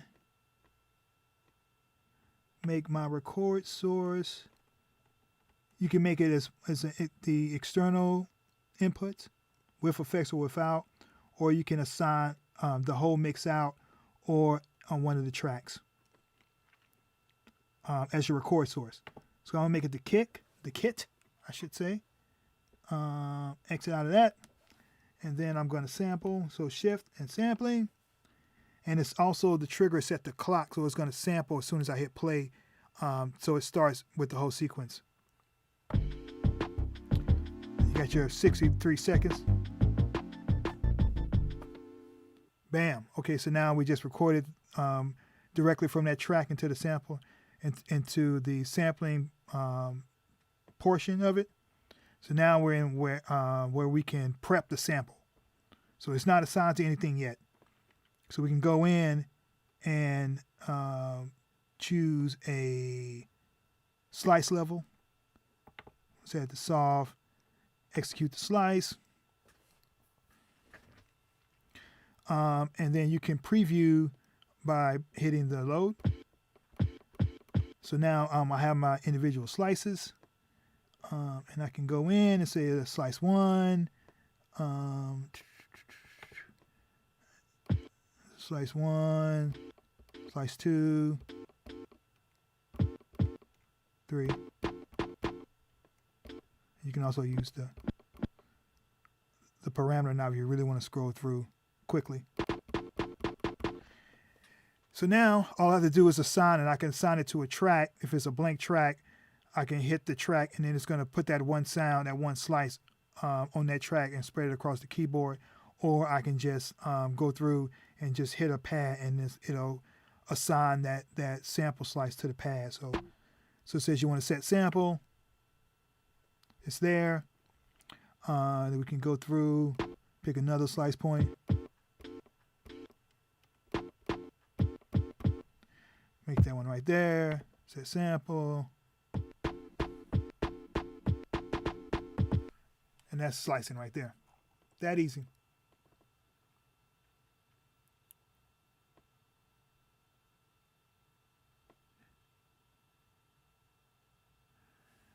Can you actually run a melodic MIDI to an external synth and record the bass line piece into a pad? From what I understand, sampling is yeah,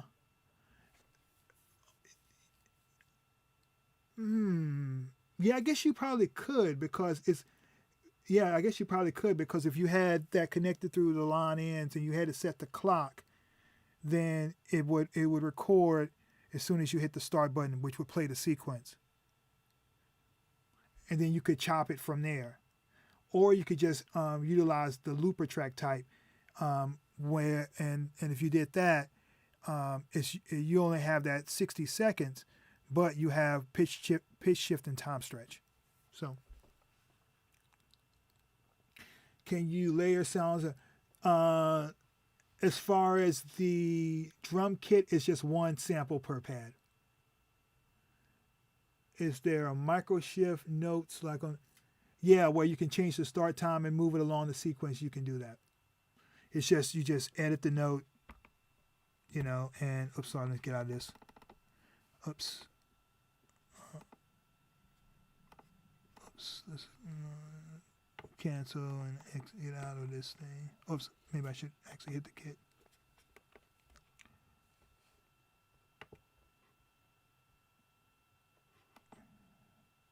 Oh, sorry, lose the sample. Yes, of course. What was I saying? So, edit. I hit copy. Sorry, edit. Hit it, and then you have where you can edit the note, change the start and end point. I mean, it's the start point of the note, the velocity, the probability of it, and then the length for the note.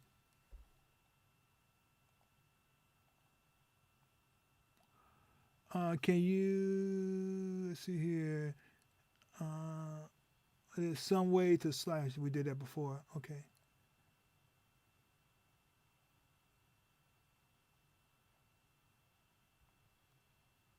Oh, that's what I was doing. I'm sorry, before I got so taken away by the other questions, I was supposed to show how the song mode works. So these are all riffs based on sections based on one section. So I made the basic groove and then I copied it to different sections, then it took different elements out. So once you have those,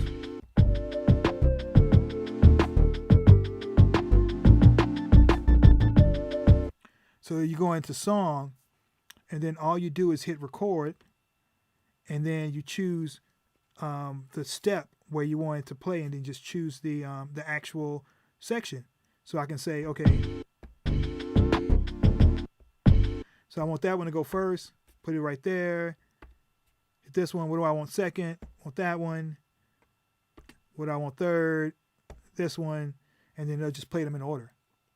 And you just build your song that way. super easy.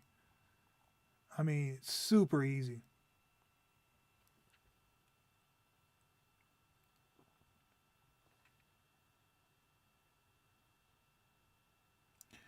Yeah, I mean, um, luckily, I am not a Roland employee. You know, I just do a contract work for them. So I can say that, in my opinion, the workflow is very similar to what I like about Machine. Although, if any of you guys are old or been using Machine since day one, since like version 1 and 1.5, you know, before they really started adding a bunch of stuff to it, you know, and getting all into like the performance effects and, you know, um, putting in all the audio stuff, that kind of basic workflow of quickly finding your scale and your key and your sound through a browser and find something that sounds good, is inspiring, just quickly putting that riff down, taking those drums and, you know, maybe inputting some samples real quick and chopping them up real quick, and then just tapping out the drums. It's very similar to that kind of workflow, to have the sounds easily available to you by category where you can easily find what you're looking for, without having to do a whole lot of midiing up other sound modules or plugins or chopping everything, you know, which is cool too. I mean, like I said, I have a SP404 and a 303 and a crap ton of other samplers here, you know, going all the way back to, you know, the Casio RC1. I got some Akai stuff here. I got a 12-bit Chord joint, which was my main sampler for a decade. So, I mean, I definitely know what it's like to have to make every single thing out of samples, you know, that you source from other places, not having like a sound library built into the machine.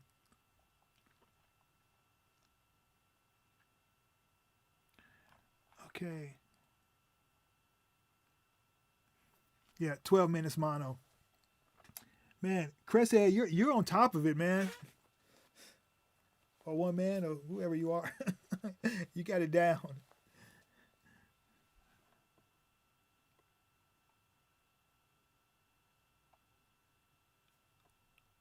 Okay, let's see here. Any other questions? If not, I think I'm gonna bring this to a close and go get something to eat. I know there were some late folks, so feel free to ask away. Is it true that some of the features or related we'll see here will be on the 707 101? Um, I know they're working on some things. I don't have any concrete answers for that. As far as um, I know they're working on some things, as far as to help with creating more linear songs. It's not going to be anything like this, you know, as far as like just taking this kind of workflow and, because it's like a completely different thing, you know. They'd have to over, overhaul the whole way it's kind of organized. I think that they're probably going to add some things to it where it can be more linear. That's just that's not any inside knowledge. It's just kind of me just guessing.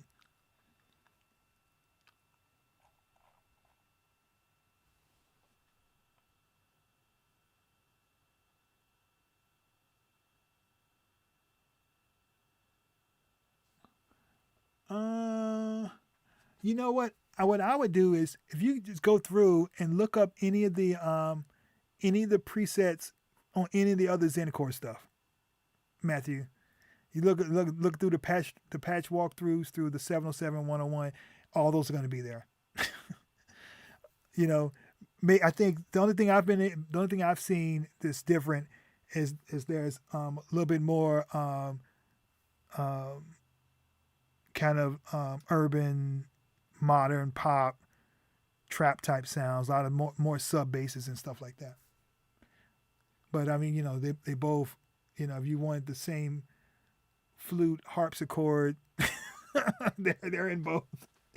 You know, yeah, no problem.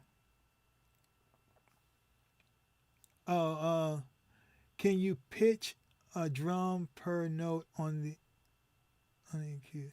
Like move a drum sample like up and down in pitch. Yeah, absolutely. It's just in the pad settings, you know. So each in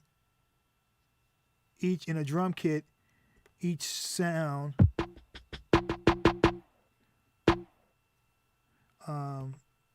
hit edit pad. You can edit the sample where you can change the starting end point, loop, and all that stuff. And if you go to instrument edit, I think it's in instrument edit. That's where you sign the mute group, and then it's the filter and the envelope. I think that's where the pitch is. Did I miss it? Oh yeah, it's key offset.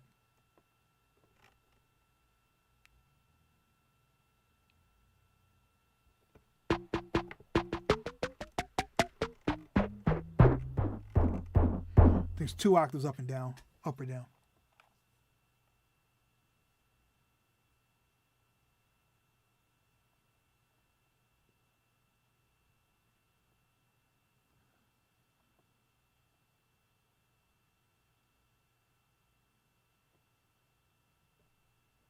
Yeah, cool. Yeah, hopefully it'll come soon. I have a chance to play with it before I jump up on here.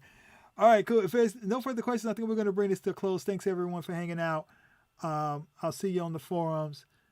And if there's any further questions, I'm sure there's going to be a ton of other demos, not just folks doing trap. I'm sure I would love to see, like a good singer, songwriter, or guitarist just make a whole song with this, and really show some of the other effects that wouldn't normally just be in a new rap track. If they're putting some crazy stuff on it.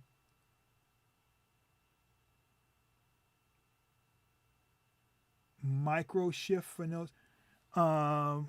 You mean like where you can tune the note, tune the patch? I don't know what you mean by micro shift.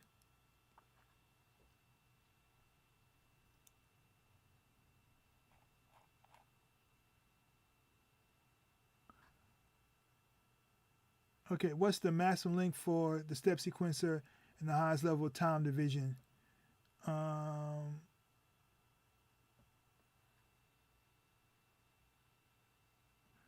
It's 8 measures. A measure being 16 steps.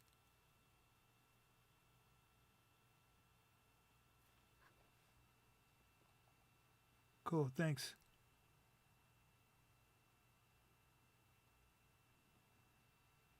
Yeah, from the manual, it looks like you can assign any tone to the kick. Yeah. Basically, that's just a naming convention. You can clear it out, and you can assign a tone or a drum kit to any of the tracks, assign any of the 7 tracks, except for the vocal track, because the vocal track is not in the sequencer. It lives outside, with running alongside the complete song. So after you've already done all the sequences, you defined all the sections, and then you've arranged those sections into the parts of the song. Then the vocal track is kind of running side by side with that.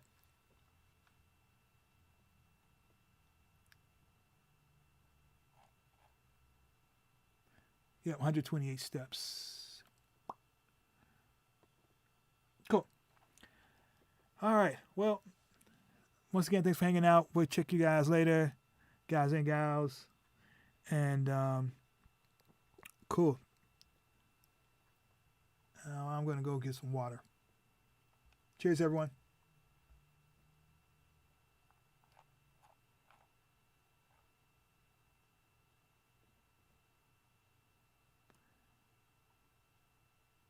Oh, another question before I click this. How's the sound design capabilities is similar to the 101 or 707? More similar to the 101.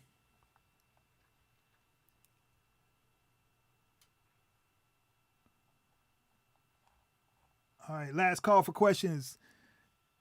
Count down from 10, 9, 8, 7, 6, 5, 4, 3, 2, 1. All right. Cheers, everyone.